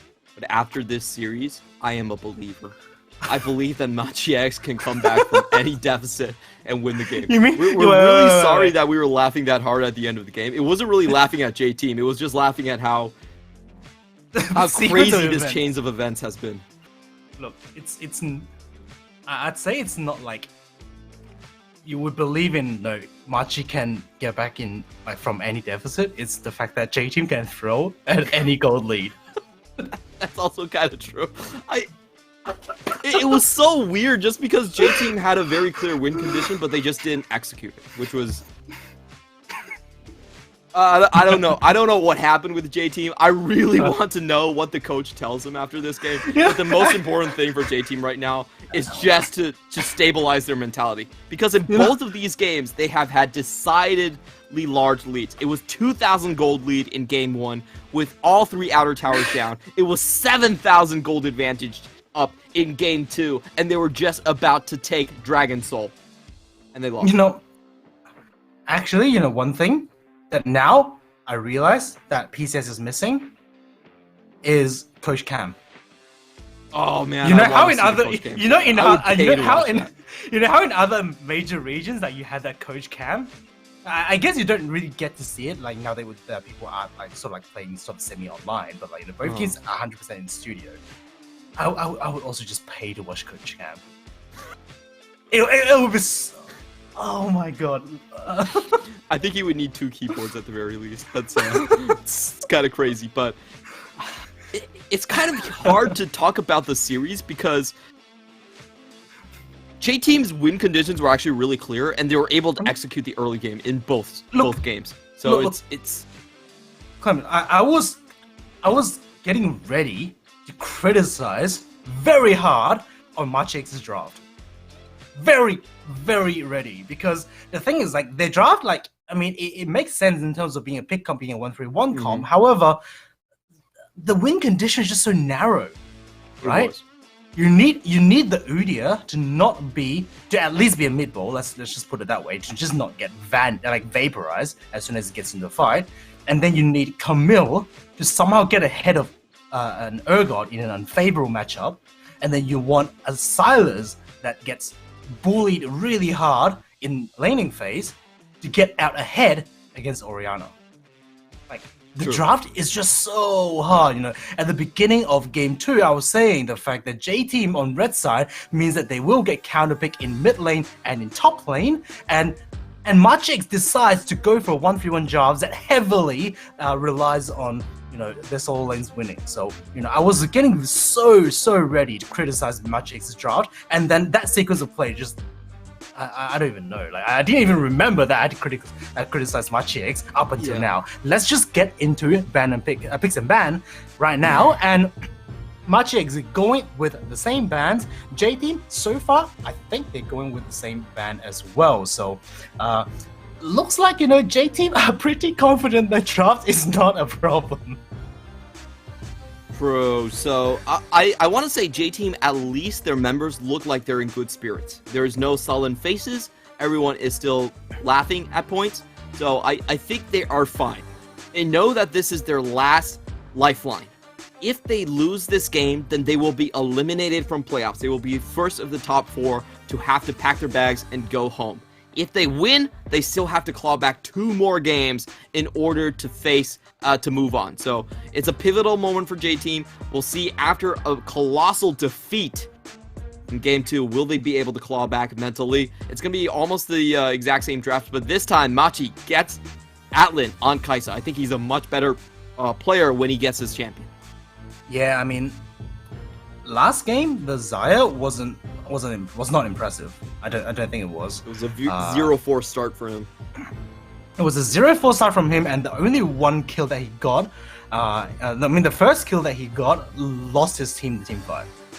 So I don't really like that, but I do like the fact that they are going to Kaisa. They change up draft a little bit. However, please don't, man. I just don't like Silas early. It's just such it's such a counterable pick, right? Mid lane you have Orianna. I think Azir does pretty well into Silas, and then in top lane you have plenty of AD champion that does well into Silas as well. So just don't like this matchup. You can get you can get double counted so easily. And J-Team, I saw that hover, the Samira hover, but they will end up going with Xayah, which is a bit weird because Xayah is one of those champions that wants to go backwards. Or stay in her ground, and you have this Rel, you have this Hecarim that just wants to go forward. It doesn't fit what the rest of the team has drafted so far, and The thing about the Silas pick, I just want to tell you about this. I think Machi's mentality right now is that the early game actually doesn't matter. They have managed to come back both games when their early game was actually a disaster. And it just seems like that's held true. Like, I can't really argue against what's happened already. I mean, I mean, you're right in that sense, but at the same time, like, we saw, like, Jimian was not able to do anything until the end of the game, right?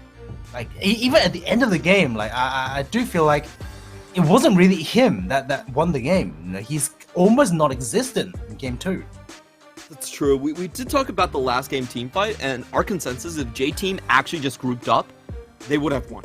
Like, the weird thing was J-Team actually split up and allowed themselves to be hunted down in the side lanes, which was super weird, but that's exactly what happened. Machi X are going to continue the draft with banning out the Urgot and Lil V. Okay, this is the most depressed I've seen Lil V. He usually looks a little bit depressed, but he looks really depressed right now. Poor Lil V. Yeah, he's been trying his best to carry the team. I do think, like, in terms of player gaps, I do think Lil V gapped out the most in here. Is true. Like, For sure. I think, you know, Mission had a pretty good time into Jimian. However, I wouldn't say it's a gap, it's just champion difference. I think Driver had a pretty good lead against Lee Kai, but it's nowhere near being a gap. So, I think, you know, Lil V definitely gapping out in this game, this series. However, his team is just falling apart. And once again, we are going to see Orianna into that Silas, most likely. Oh, actually, they forgot about Olaf. That's not good. Yeah, this is going to ensure that Gemini is going to have a better early game, and it's been a thing in this series where J-Team has been able to prop up Hana and actually let Hana get the CS lead in the early game. This time around, we are going to see Gemini run around the map. Olaf, the strongest dueler that you could possibly draft, and it looks like Machi X are going for a triple dive composition once again. It's actually a quadra dive composition. So Machi is going for the same comp once again, and the only difference is the 80 carry pick. So I think, you know, Lil V and the jungle, a bit of change here, but, you know, for J Team, nothing much change. I think in the overall, Jace, I don't really like that. Jace feels unplayable into Olaf. GP also feels unplayable into Olaf, to be honest. To be fair though, like, a lot of top lane champions are pretty unplayable into Olaf, but I was honestly expecting something like a Gragas. Actually, no, Gragas is bad, never mind. Then, yeah, I mean, what would you even play? Maybe something like Wukong, maybe? But Wukong gives a good ult for Jimian. But, you know, I do feel like Wukong might be a pretty good pick, actually. Wukong? I think Wukong gives him, Wukong would give J-Team such a, like, nice front-to-back comp. I'm thinking of something that's tanky, counter-engage. I think Gameplank is fine because he has extra range, so he forces the enemy team into you. But I agree the point that you're talking about. The fact that he's actually very easy to kill in lane. Actually, you know what? Oh, what's the champion that's on your mind? Nocturne. Nocturne would have been completely fine. Nocturne would have been completely fine. You definitely beat Camille in a straight 1v1. But do you actually want to go in with that comp? I feel like when they've drafted Orianna Zaya, they want to hang back. But you have Nocturne Orianna. Okay. I mean, it is definitely like a bit of an unconventional one, but like Nocturne top lane, builds Stridebreaker into full tank. Not quite full tank, but like full bruisers, right? So it's definitely a pretty solid matchup into Camille, and also you can easily just spell shot away the undertow. So it's very hard for Olaf to actually dive you, and let alone you have a fear. You know, you have you have like technically a dash with your ultimate, and you know it's just very easy for Nocturne to just survive lane at the very least. So I do feel like Nocturne probably just a better pick there, but you know. We did end up going with the GP. J-Team this time does not have the big tanky crap in the top lane, and that might just change team fighting a little bit because in the last game they had this Urgot. He's basically unkillable, and he's basically single-handedly winning J-Team every single team fight bar the last one. So this time they do not have that privilege, and this time it is a lot more down to how well Jimian, how well Mission plays. Okay, there's some risky business coming out here. Jimmy and actually just going over the wall. He will get spotted. Yep, Nice so wall there.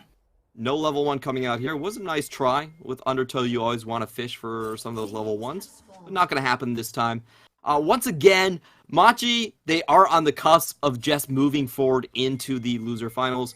This is been a very surprising series. Machi has been down in the early game in both sets, but they have been able to claw themselves back in honestly quite miraculous fashion. While J-Team seems to have had the upper hand, especially in the jungle and the bot side, but those leads have kind of dissipated as the game moved forward. J-Team is at their last lifeline. Can they pull ahead, or will Machi be the ones to go up against the losers of Beyond Gaming versus PSG?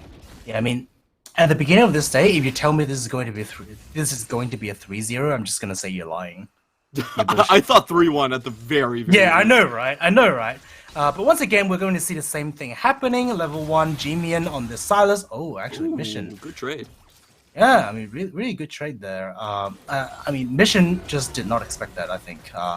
Woody will get interrupted. The crash down will get interrupted by Koala, and nothing much happens. Woody gets a bit of a big chunk from Atlan.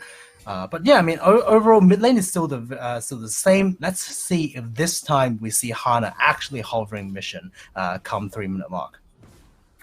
Alright, we'll see if the mid-jungle synergy can work out better for J-Team. That was a big reason that Machi X weren't as far behind as they should have been the last time around.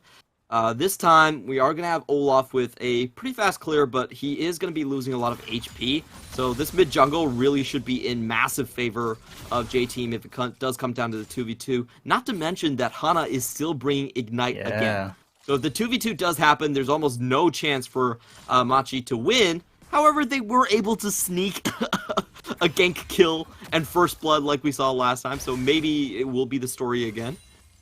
Yep, and I mean, right now we're seeing Gemini doing the same path. He is actually, he's never mind, he's going top lane this time. Wait, Driver? Oh, Lee Kai with the hookshot going in, forces the flash out really early. Driver could be in a lot of trouble right here. Undertow does land, the flash goes in, but a good slow by Driver. He tags both targets. Really well done on the explosive cask. And, not the explosive cask, the barrels, and he gets out alive.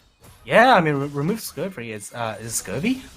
Yeah, Scurvy. Scurvy? Remove Scurvy is actually very impactful there, cleansing away the slow and basically guaranteeing. Oh, wait, never mind, Hana. Mission is going in. It's gonna be a 4v2 here, and there's nowhere for Oriana to go. He just dies in the middle of the lane. A very surprising roam from Machi X's bot lane. Snags them the first blood. What? I can't believe that, because Woody was not even at Scuttle Crab when the play happened. Like, how did this even happen? Let's just watch the top lane fight once again. So Gemini actually, you know, I mean, really nice for Lee Kai to force the flash from Driver, but remove Scurvy there actually cleanses the slow. That barrel slows both champions and means that it is very easy to escape. However, we do have round 2. Can Driver get out of this one as well? Oh my god, he's been doing such an amazing job. Undertow goes down and doesn't find the target. He stays alive. He's the best pirate you've ever seen. But Gemini holds his ground against Hana, is actually able to fight him off. Ignite ticks down, and Gemini finally dies. Lee Kai might be in trouble. His Driver is coming back for a little bit more damage. Hana just waiting for his cooldowns. Lee Kai trying to play with the minion wave, and he barely gets the kill, but he is going to go down. Now the TP comes in. Jimian finally is going to pick one up for his team, but that was a 2-for-1. He needs one more kill to get it even. He finds the last to take him back. Will he have the... Oh, he gets the Kingslayer.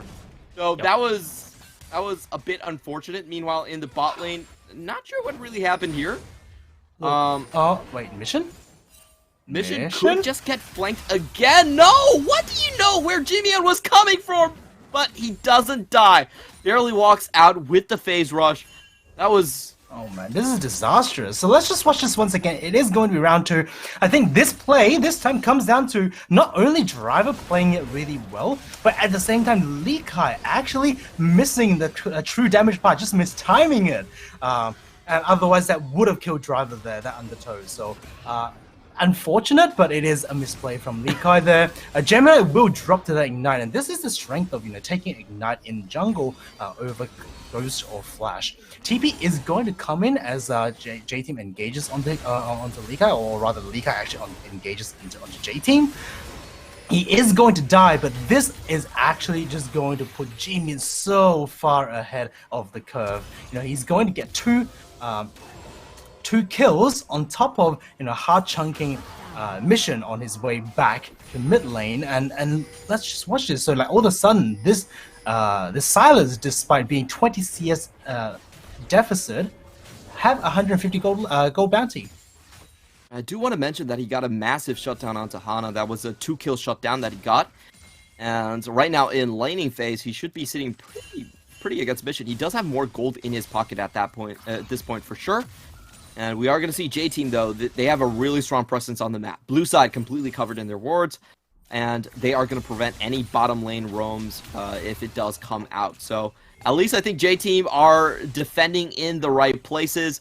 It was a really weird fight that I felt like Jimian should not have been able to teleport to top lane being at 90% HP. I felt like that was definitely a play where Mission could have got more damage down. Yeah, and also it's just, I don't know, I feel like J-Team is so disjointed this entire series because, actually, hold on to that thought.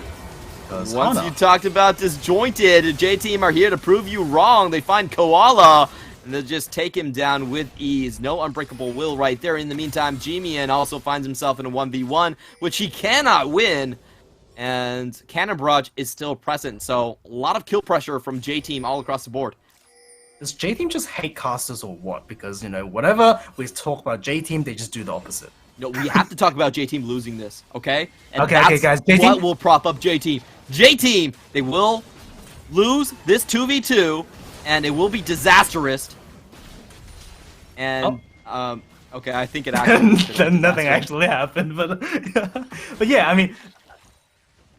J-Team, like, they're still looking pretty disjointed. The lanes are just playing for themselves.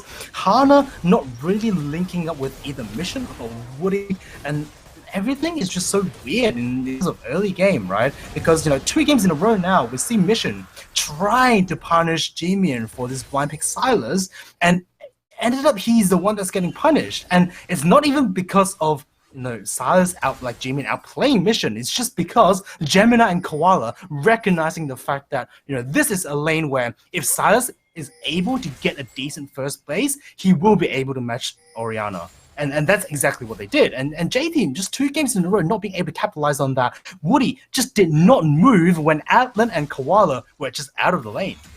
Like, when you see a bot lane disappearing, like, why are you not following? Mission has actually been ganked 3 times in this mid lane. Twice by the Olaf, once by the bottom lane. So it's actually kind of depressing if you're a Mission shoes that you've been able to acquire such a large lane lead. He's up almost 30 CS, and he has that first tower plating chipped down to basically smithereens, and he's not able to play out the lane he wants to just because of all the interference. The thing is, like, it's not even 30 CS at 15 or 20 minutes. It's 30 CS pre-10 minutes. Like, that's how big of a lead Mission have, but no one on J-Team is actually helping this mid laner. And this mid laner is the one that does 30% of their team's damage. Seems like Mission solo queue on J-Team, while Gemini is going to peek into the river. This is going to be a 4-man stack. So Machi X are going to shove in the bot lane as a response, while J-Team have their choice of where they want to drop this Herald and get the offense going. Lil V, though, is completely zoned out. He cannot walk up against an Alistar and a Kaisa at this point. And yeah, I mean, this is such a weird position, or like a sad position for J-Team, because J-Team does lose 2 plates in the bot lane just because they need to get the Herald. And that basically just evens out the play, but at the same time, I was just looking at the map, you can't have Woody go back without losing Herald, because Gemini at this stage of the game is stronger than Hana. Olaf will always do the Hecarim and win out against it, so you really need Woody to be... coming in from behind the wall. Jimian gets tagged by his own Shockwave, and then the opponent's Shockwave. That is assisted suicide coming out from Silas. Oh no. So like this is what I mean. Like J-Team just they just had no plan. They just had no plan to support mission. Like and Machi is just utilizing the time difference so well, the tempo difference, because you know they identified the fact that Woody has to go back to bot lane. So Koala decides to base and just make his way to mid lane, uses flash, uses ignite, and gets another kill. And all of a sudden, you know, this Orianna no longer have that 30 CS lead, and the Silas is 2-0 on 2. I'm pretty sure this is what solo queue feels like. This is definitely what you see when you try to play control mages in solo queue. That's just kind of sad. And honestly, that Herald, I don't think it's worth it for J-Team, because they had to send a 4-man stack. Their bot lane got zoned out. They lost 2 turrets, and this was also the follow-up play that Machi X were able to get because they had such a large tempo advantage from the bottom side. They were able to get their support in for some action as well. And now we are heading towards the mid-game section, the Drake fight coming up. J-Team, I still think they have a really good team composition for 5v5s. They're going to go in onto Atlan. Atlan pops the cleanse. It's not going to do anything for him. And he is going to fall down to Hana. Great find that cuts away from the bot lane. They get the vision down, they get the position, and they find the pick. Yeah, I'm surprised Atlan didn't actually ult over the wall, like in terms of like Dragon, into Dragon Pit. Because that would have forced Hana to use an Onslaught of Shadow over that wall, and then he could have just flashed back over. The flashback. Oh, that's actually an interesting idea. I mean, usually I kind of felt like that would have been a play if you're like Teddy or something, but you know, that would have been like the more logical play, because you do have Alistar and Silas in the mid lane, like having the inner path. So True. You know, going towards mid lane is much better than going towards bot lane there. But nope, it is going to be a kill. Atlan once again just being a little out of position, and this entire series, you know, he is the one that's sort of holding Machi X's back a little bit. I definitely think it's fair to say that. Koala once again with this sort of dive from the bot lane. He has to prop the Unbreakable Will, but I think that's definitely worth it for trading away the Featherstorm. And they will push in once more. Taking a look at where Hana is on the map, this shouldn't be too bad for J-Team. They should still be able to defend their AD carry. But in the meantime, G-Mian is also paying them a visit. The Infernal Dragon is up. And Machi X, they just have too much gold in their pocket. They're willing to double ping forward. Always kind of funny to see that one. But that's what it is. And with the advance of Hana, we do see Machi actually taking a breather here and waiting for a better opportunity to go in for this dragon. Yeah, so I think J-Team would get this dragon because Machi have to reset. However, Gemini is still around, and Woody, I mean not Woody, Koala is actually this doesn't back look on like the a map. reset to me. As we do have G-Mian going in, he has the Onslaught of Shadows, going to go right on to Lil V, but Lil V's not going to drop. G-Mian actually dies first, but Olaf is among the backline right now. Mission actually has to flash towards the enemy base. Is he going to survive? He gets the double kill. Great play by him. He walks away. Everyone else on the team able to survive, and Koala doesn't really get the time to find the flank. However, Driver did teleport to the bot lane, giving Lee Kai a little bit more time to work on the PvE. Yeah, I mean, this is a weird one because like Alza has reset. Like they should have sent more people to Dragon, and like they would have been able to get the Dragon before that. I think a lot of this problem comes down to the fact that Atlan actually decides to use Void Seeker onto the Dragon, and also just not ulting here. Why is he not ulting? He's Kai'Sa. He has ult. He should have just ulted the backline, assassinated the mission. They probably would have won the 2v3 that's at the end. So a bit weird. I think Atlan once again just you know, playing the passive route. That was super odd. I feel like the Void Seeker, like you mentioned, on the Drake didn't really accomplish that much, and Killer Instincts didn't come through either. So I still don't think they would have won, because J-Team actually just invested more people there. It was a 5v4. I feel like you know when Olaf was like jumping onto Orianna at like the banana bush, or like just the bush that's like going into the river. Never mind. Should not be able to find this kill. I don't think so. Yeah, the tower does a little bit too much damage. He's still gonna try for a Killer Instinct into the back line. Yes, he does get it. My bad. Yeah, I mean, yeah, I do feel like if Alan actually killed Instinct earlier, like he would have get like a full damage Q onto Oriana, and Oriana wouldn't be able to survive that long. Yeah, But anyway, they should have yeah. killed Lil V straight off the bat. Like, off Yeah. the Terrified, he should have died.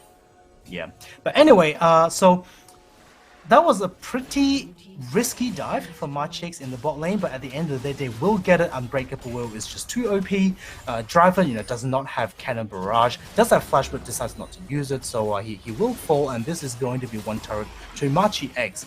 J-Team, on the other hand, they will get this Herald, but, when I look at their comp, right, they probably had to drop the Herald in mid lane, trying to look for a team fight, but at the same time, Lee Kai is actually getting quite huge now. He was 30 CS down, he's now only like 20 CS, and they're probably just happy to concede a couple objectives just for a bit more scaling. Yep, Mach GX, no one actually underneath this bot lane tower, so it will go down uncontested. Just like you mentioned, just buying time for their 1-3-1 to actually take into form here. And I wonder if you want to hear a story about J-Team. This is the third game in a row where they do have a pretty good lead in the early game. And they do have this this team fight where I feel like they can engage quite easily. We're going to be taking a look at that bot lane dive once more. Yeah, I mean, just very easy execution, right? Headbutt the GP into the wall, followed by a pulverizer, maximizing the CC timing, and then Atlan just following up with the safest play possible and takes down Driver. So really nicely played there from Machi-X. And I mean, like you said, J-Team have a gold lead, but we will see, whether J-Team can maintain and start snowballing. We just saw the in the replay a bit of a misplay there from Driver. Actually tries to use the oranges a little bit too early. So if he held that on for the stun, he would have been able to get away, and also it would have healed more. But he actually used it without the crowd control. We're gonna see if that will end up costing anything. Machi X at the meantime still getting this CS lead. Last game we had Driver 70 CS above Lee Kai. But in the end, it almost didn't matter. This time around, Lee Kai going with a rather interesting build. He has hung on to a Vamp Scepter for a long time during the laning phase. Now finally getting the Triforce. In the meantime, we also have GP taking the Divine Sunder. It's kind of an interesting one. Yeah, I mean, it's definitely a little tankier against the Camille. Camille can probably just shred through GP even if he had a shield bow. So, going for a bit more defensive option here, also just a little bit better against Olaf as well, because shield bow is not going to help you against Olaf. True. I could definitely see that. Yeah, I mean, and also, like, as much as, like, we love to criticize J-Team, I still think J-Team have the better team comp. So, like, this time, if they are able to execute the team fighting comp a little bit better, like, I can see them, just controlling the map, just like last game, and actually just closing out the game. And we're going to see the player gold, Atlan, actually surprisingly, with the most gold. Actually, not really surprisingly. I actually think that Mission would be like top 3, but he's not. Probably just because he's ganked too much. He's being ganked too much. This is really sort of the best teamfight composition if you want to play against a dive comp. You have massive amounts of area denial, you have counter engage in the form of Magnet Storm and Onslaught of Shadows, and you also have triple carries. So even if one of your carries dies, the other two can actually just wipe the teamfight by themselves. So I honestly really like this comp against Machi X. I feel like if they execute it correctly, if they get on the objectives first and have the barrels in place and have the feathers on the ground, it's so hard for Machi X to actually play into it. Yeah, and it's also the fact that, like I said before, like Machi-X's comp is just so questionable. I don't really like executional heavy comps when you're not like the top teams in the world. You're talking about Down One Gaming and talking about like Gen G, etc. Because unless you have that level of execution, like these type of comp just offers too little win condition. However, Koala is going to find a 2-man knockup, and that's going to be the Drake over to Machi.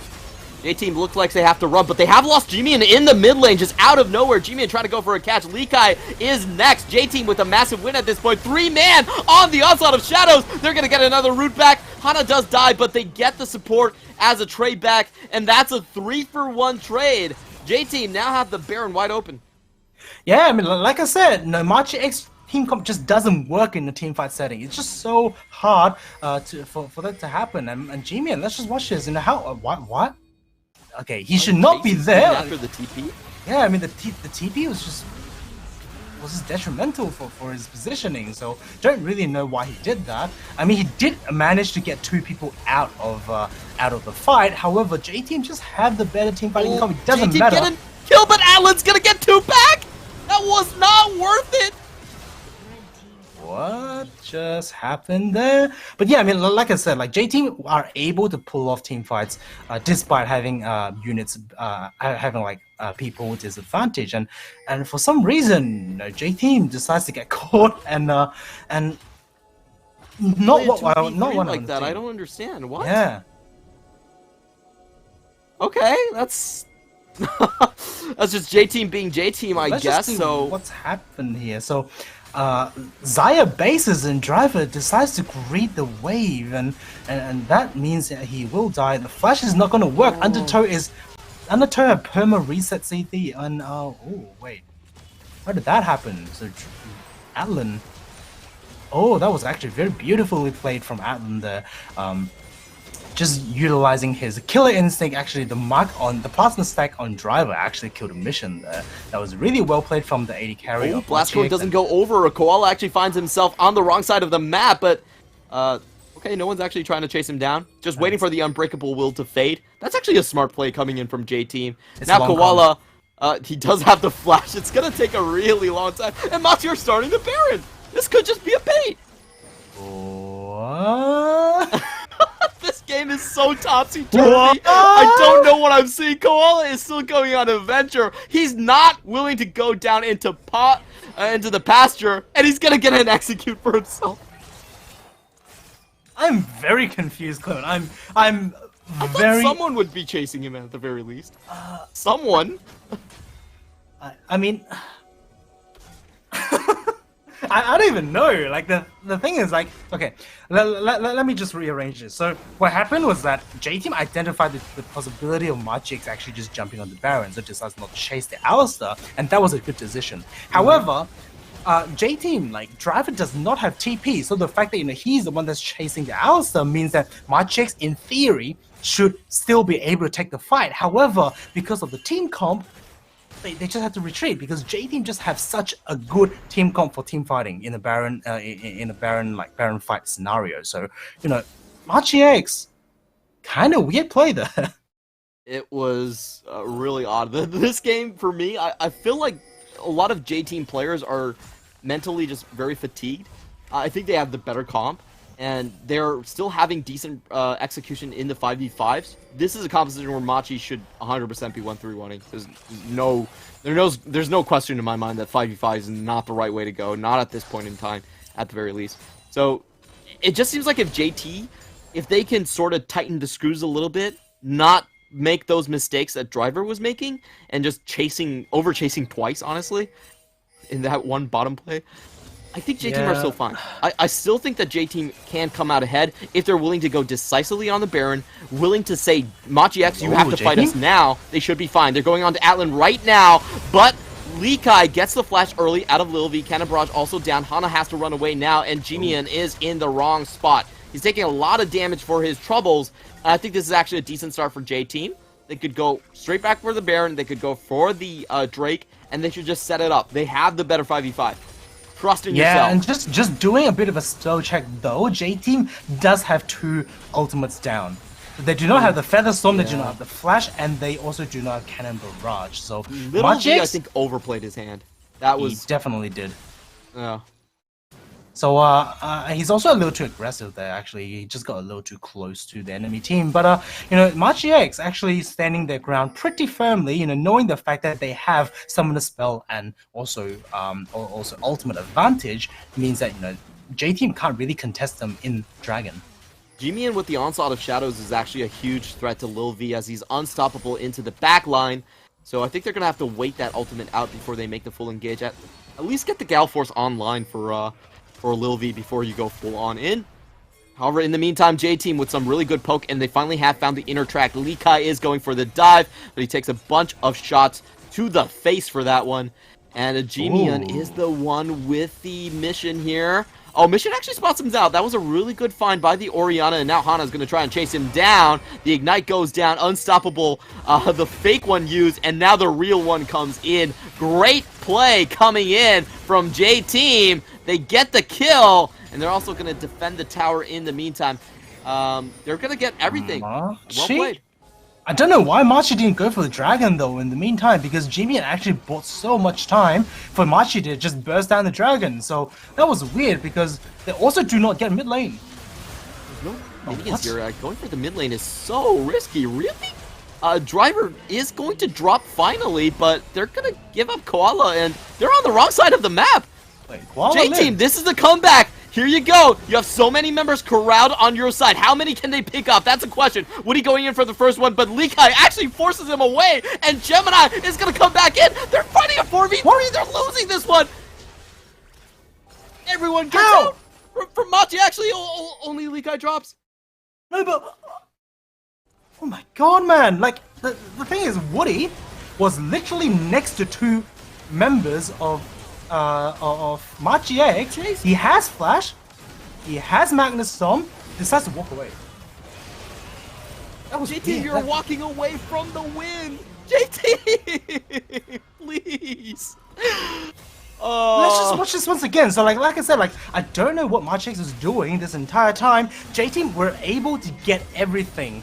Driver does fall, and there's not much you can do, you know, when hashtag ultimatum was there. And so forced. This is so forced from Machi X. You know, they are on the wrong side of the map. All three of them should die. And just watch Woody. They have their Curies all he here. had to flash, just flash and ult. What are you doing? What are you not ulting? Oh, and Gemini actually catches them from the back, allowing Hana to go down. They do get that one kill on the back, but Mission has to spend the ultimate for a 2, and they give the Baron over. I just don't understand. Like, what is actually happening? I think it's that it's that specter in the back of their minds, telling them that they can't do it. J-Team, I have never seen a team cowed like this. J-Team really just have to pull the trigger, you know. They still have the better team fighting comp. You know, yes, Machi X have Baron right now. The Baron is only going to last for another 2 minutes. I mean, not even 2 minutes, it's just going to last for another 1 minute and 45 seconds. And all they have to do is withstand this storm, which is going to be very easy given how the mid lane tier 1 turret is still not down. Cannon Barrage, the fake one, is going to get used to discourage J-Team from defending, but the thing is, like, J-Team doesn't even have to defend that tier 1 turret, so that was a kind of wasted ultimate there. But yeah, I mean, J-Team, after withstanding this Baron, they have to pull the trigger. If they're not pulling the trigger, Machi X is just going to, I won't say outscale, but like outsplit them. Yeah, Gemini now is the target, though. Hana trying to find the devastating charge after the Ragnarok, but Gemini is able to flash over the wall. Still a pretty good find from Hana, so showing some signs of life. In the meantime, though, Likai gets some free alone time in the bottom side tower. This is going to be a really slow response. He could just take away this entire tower, but is deciding to run away because the collapse is coming in. Just playing it very safe, and I like it because Likai does not have flash. You know, you don't really want to risk that, despite there's no objectives on the map. But at the same time, I feel like, you know, he can probably just press a little longer, like press the siege a little longer. So that was a little weird, but oh. Onslaught of Shadow goes in, but there's absolutely zero follow-up. That one was okay. What? Sure. I mean, you're just discouraging Machi X to siege right now. However, like I said, this is the 1-3-1 comp, so if you're not pulling the trigger, then you're just going to get outsplit. Oh, my head hurts so much. So, this is a 4,000 gold comeback that Machi X is pulling again. I feel like I'm watching that TSM game where Spica finds the 9-man sleep, and it's just playing on repeat. The thing is, right, it's just not good for both teams. Like, you know, if J-Team gets like a miracle reverse sweep, right, it's just not good for both teams going into the next game. Oh, I guarantee you, PSG is laughing their asses off right now. I know, right? Like, Machi has shown that they just cannot play a split push comp. You know, their early game is so atrocious that if they're going to go against PSG with the team comp like this, they're going to get a 4k gold deficit at 10-minute mark, and it's going to accelerate to all the way to like 10-15k gold deficit. 100%. And that's just not good, because this series is literally just showing PSG, showing Beyond Gaming the fact that Machi X cannot play early game. And on the other side, J-Team, if they somehow gets a miracle, it just shows that how poorly coordinated they are, despite getting a good solid lead in the early game. So they're just really poor performance from both teams. Oh, Koala's gonna find the fight, and Killer Instinct goes over, but instantly flash out. Hana actually finds the alone time with Atlan, and Likai is isolated. He does drop into the Hextech Ultimatum plus the GA, and no members have fallen just yet, but finally Likai is the first one down. They also get a kill onto Koala, and Machi X are in full retreat at this point. Jimian goes in, but just dies. Lil V still holds onto the Featherstorm, and that is the comeback J-Team have been waiting for.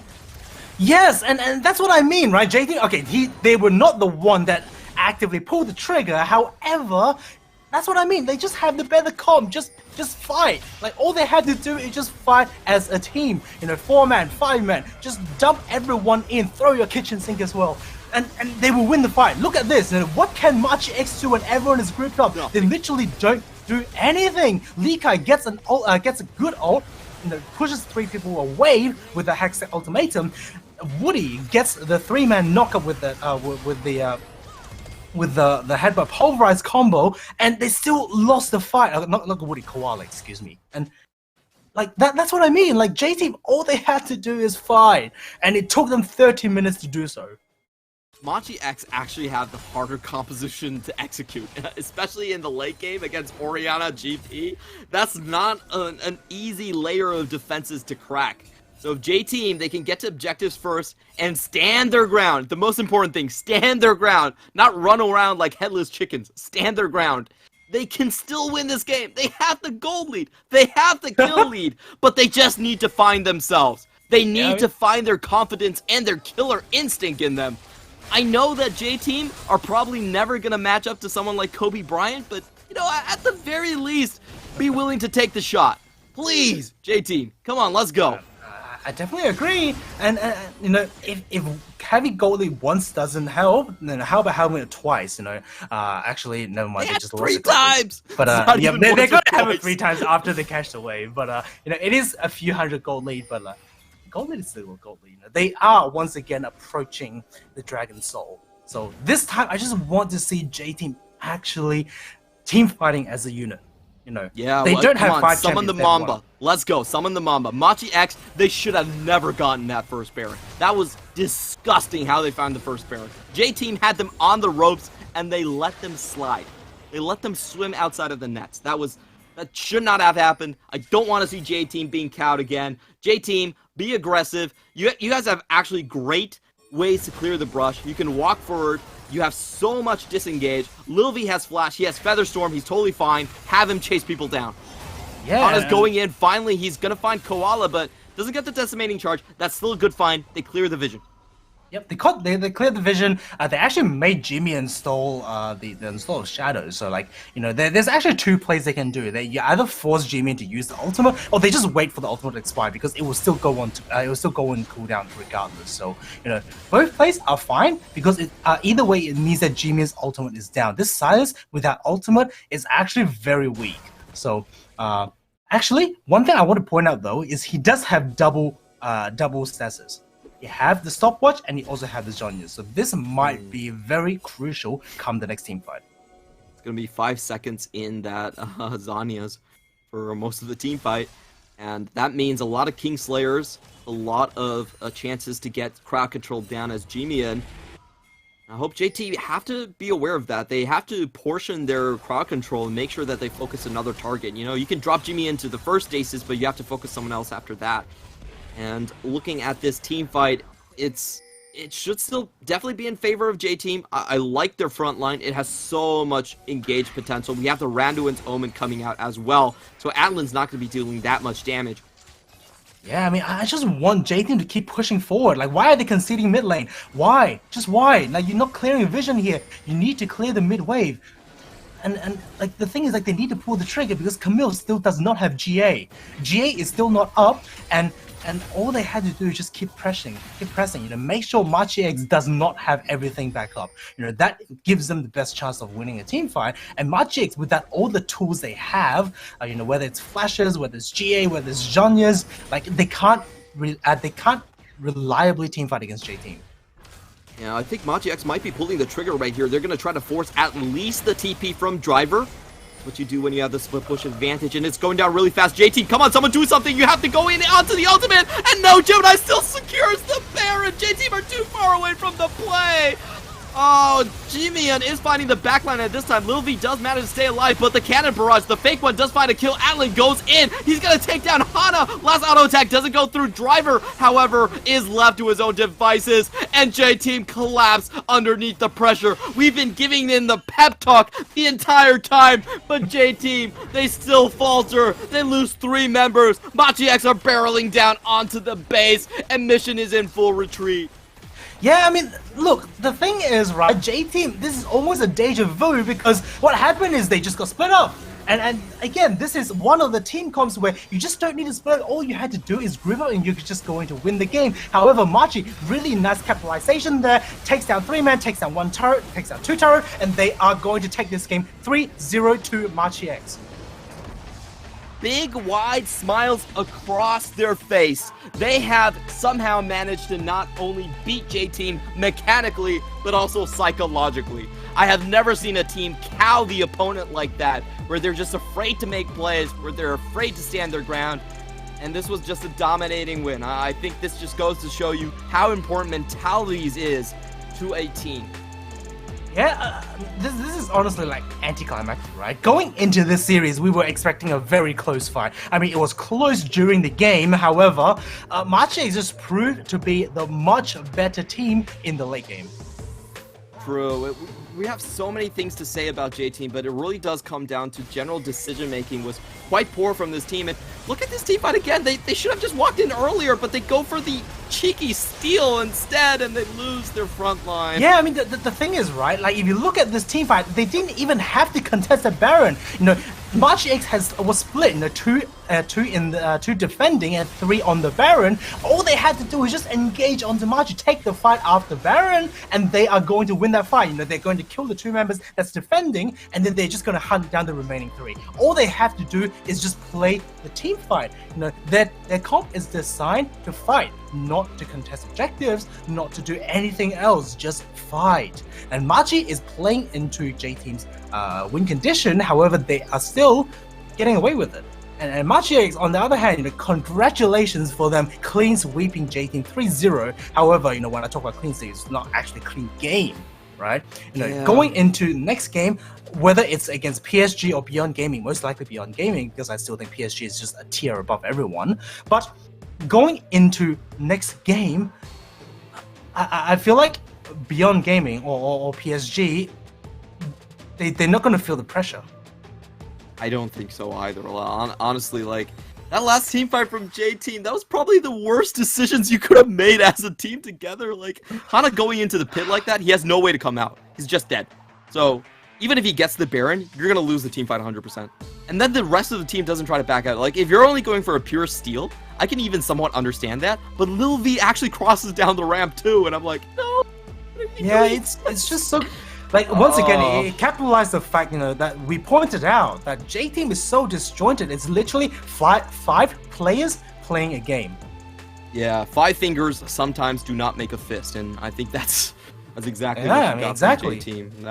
It's really sad to see a team in this state. I felt like they could have done so much better if they just held their mentality together. They had every advantage you could possibly ask for in that fight. They were up 4,000 gold. They were up 4,000 gold. You didn't need to back out from things, and it's just, I really think it was the Game 2 mental crash that got to them in Game 3, and they did not play to their own level of play, which was really disappointing to see.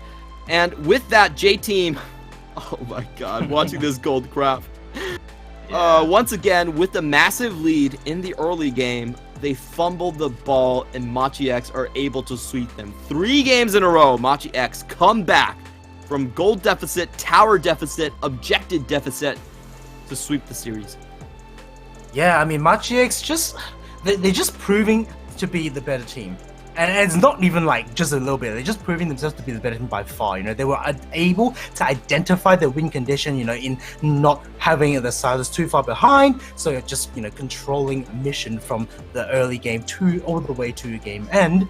And they're just out macroing J-Team. And J-Team, you know, all I can say is just better luck next split. True, this is really disappointing. J-Team throughout this series has proved that they had the better laners. Overall, they had the better 3 lanes. But time and time again, Machi X are able to come out ahead with the macro play. Like you're mentioning, a huge point was Jimmy in this game, actually closing from the other side of the flank to make sure that Woody couldn't escape. He found Lil V, put him in a very compromising situation, and closed it off cleanly. Jimmy, with this early blind pick, Silas has been making it work for Machi X. Yep, I mean, I criticized it, but, you know, he made it work. So, congratulations to Jimian. Really well done there. And at the same time, I also want to just shout out to Gemini and also Koala, because they also did a really great job in making sure Jimian gets his success. Yeah, it was an amazing series to see. Great play by Machi X. Just, I can't believe they were able to get out from underneath 3 times in a row to clean this series off. That was insane to see. But enough of our congratulations. We are going to head into a short break, and afterwards we will come back with the interview with Reirachu.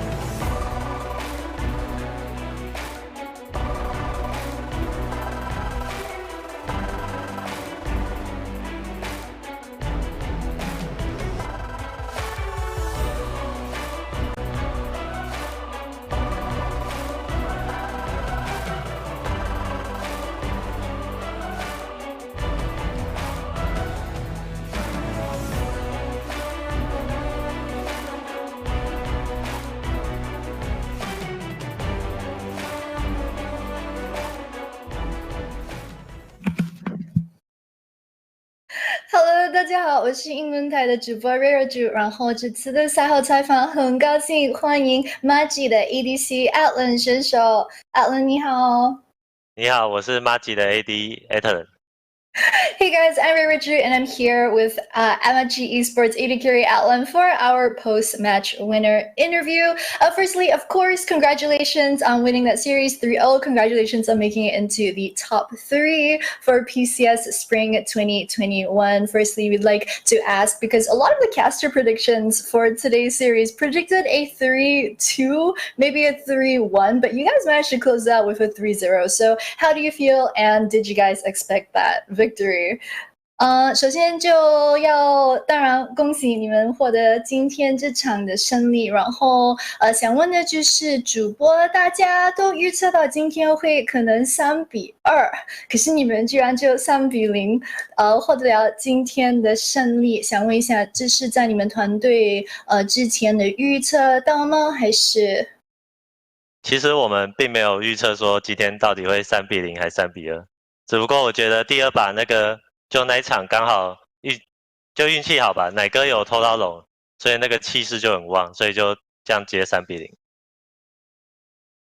So he said that the team actually didn't really make any sort of prediction coming into today. They weren't thinking, oh, we're going to 3-0, we're going to 3-2. They were just preparing as per normal. And he said that he thinks that they were actually pretty lucky, especially in that game number 3 for today, because Gemini was able to smite steal over at the end, and that kind of gave them a lot of momentum for the rest of the game. And that was how they managed to bring that game 3 back. So great that you guys mentioned game 3, because I also had a couple of questions for that. I just wanted to ask game 2. Also, you guys were at a disadvantage at about the 10 to 12 minute mark. Game 3 also, JT was just leading the entire way up until pretty much the end. So tell us a bit about how the team was feeling at that point in time, and also how you guys managed to, keep it together and just play out and win those games. 接下来问题就是可以跟我们说一下，这是第2场前期你们就在逆风的状况下是怎么稳下来，然后再找机会翻盘打赢回来的呢？还有就那个第3场也是，可以跟我们说一下吗？因为我们团练其实有打过蛮多逆风局的，所以其实我们逆风的时候就都不会特别紧张什么的，就是想办法苟住就好。So he said that actually the team has a lot of practice playing from a disadvantage. Like they play a lot of matches and games where they actually play from behind. So it's not anything new to the team. And usually when they're in that type of situation, they don't panic and they just like play as per normal and just are always looking for chances to make it back into the game.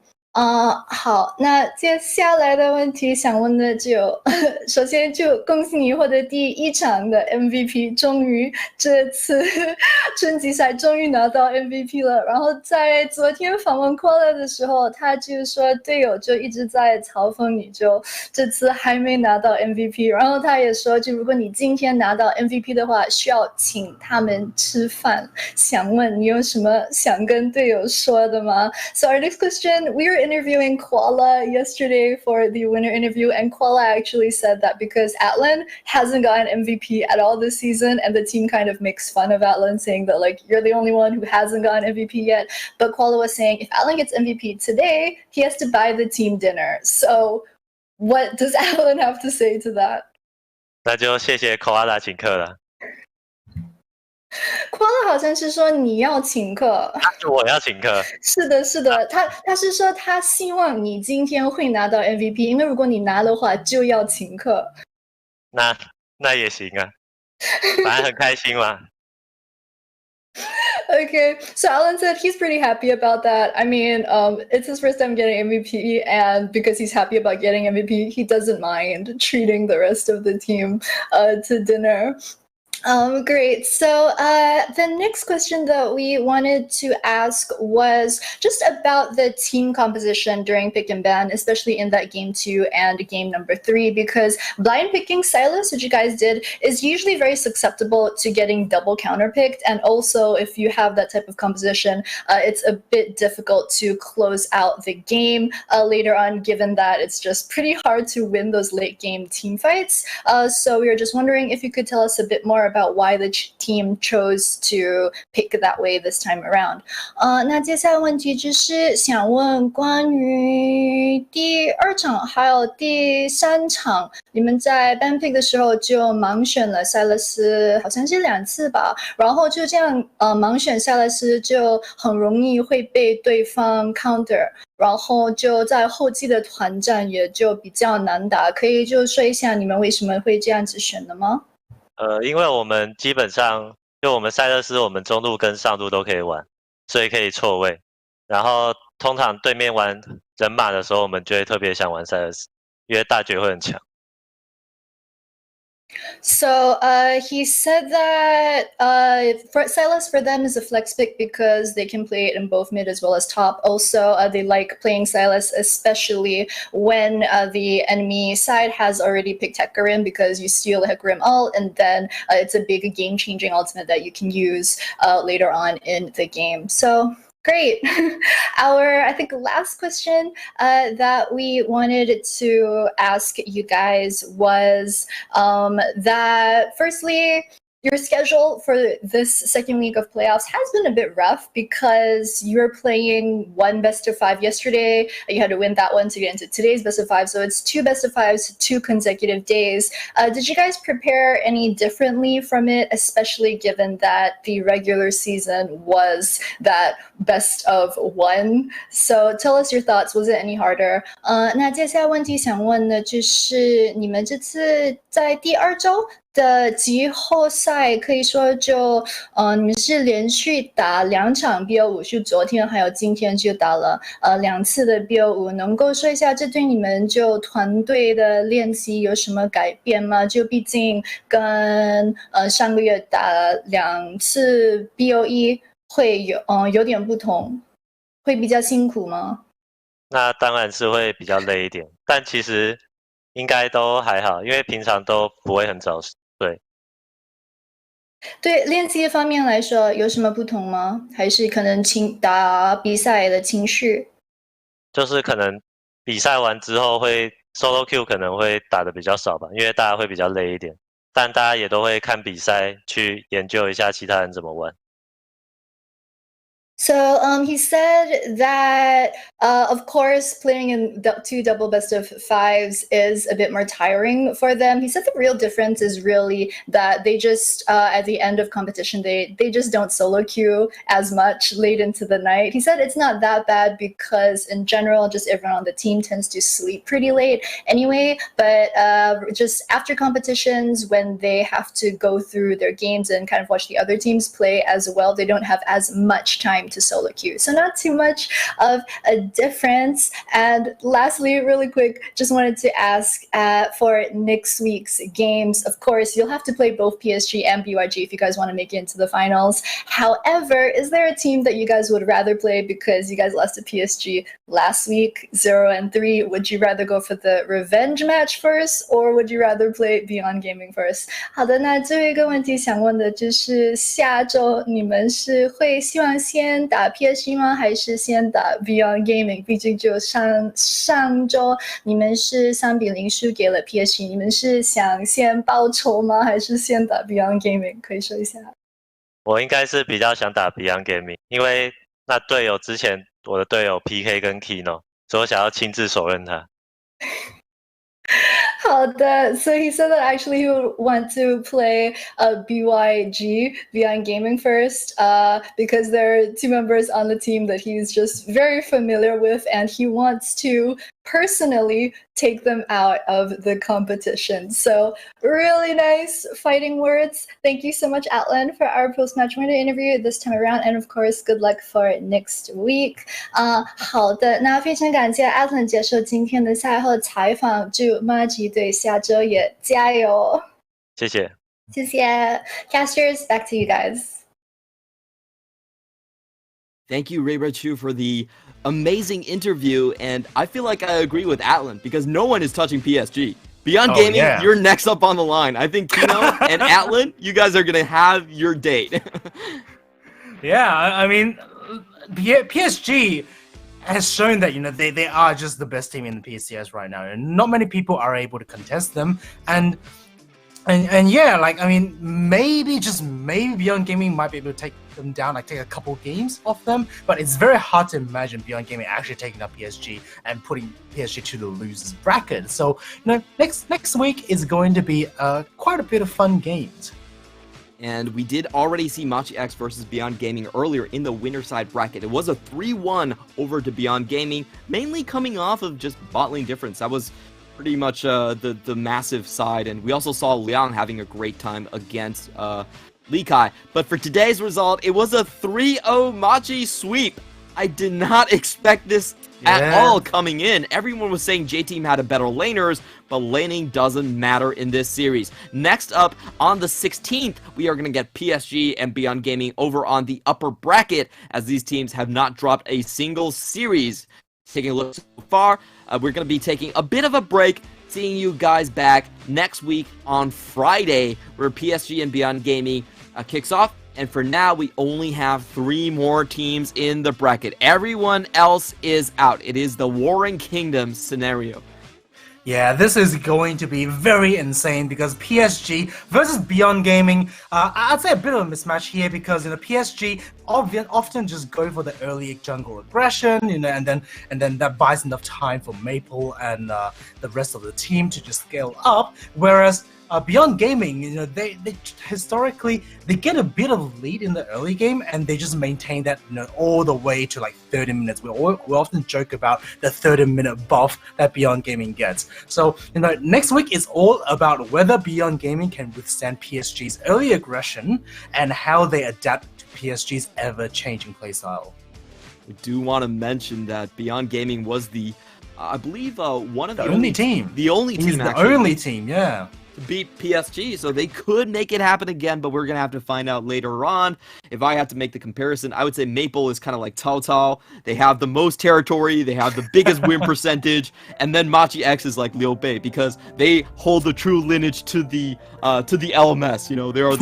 They are the only ones left in this brand new world. But we are gonna find out next week your final conclusion on who is going to be the representative that we send to Iceland, who's going to represent the region at MSI. But for now, that's all for us this week. It's been me, it's been Clement and Calvin, your CC combo coming in. Thank you all very much for listening in today. It's been a great set of games. I hope you have an amazing night, and see you next week.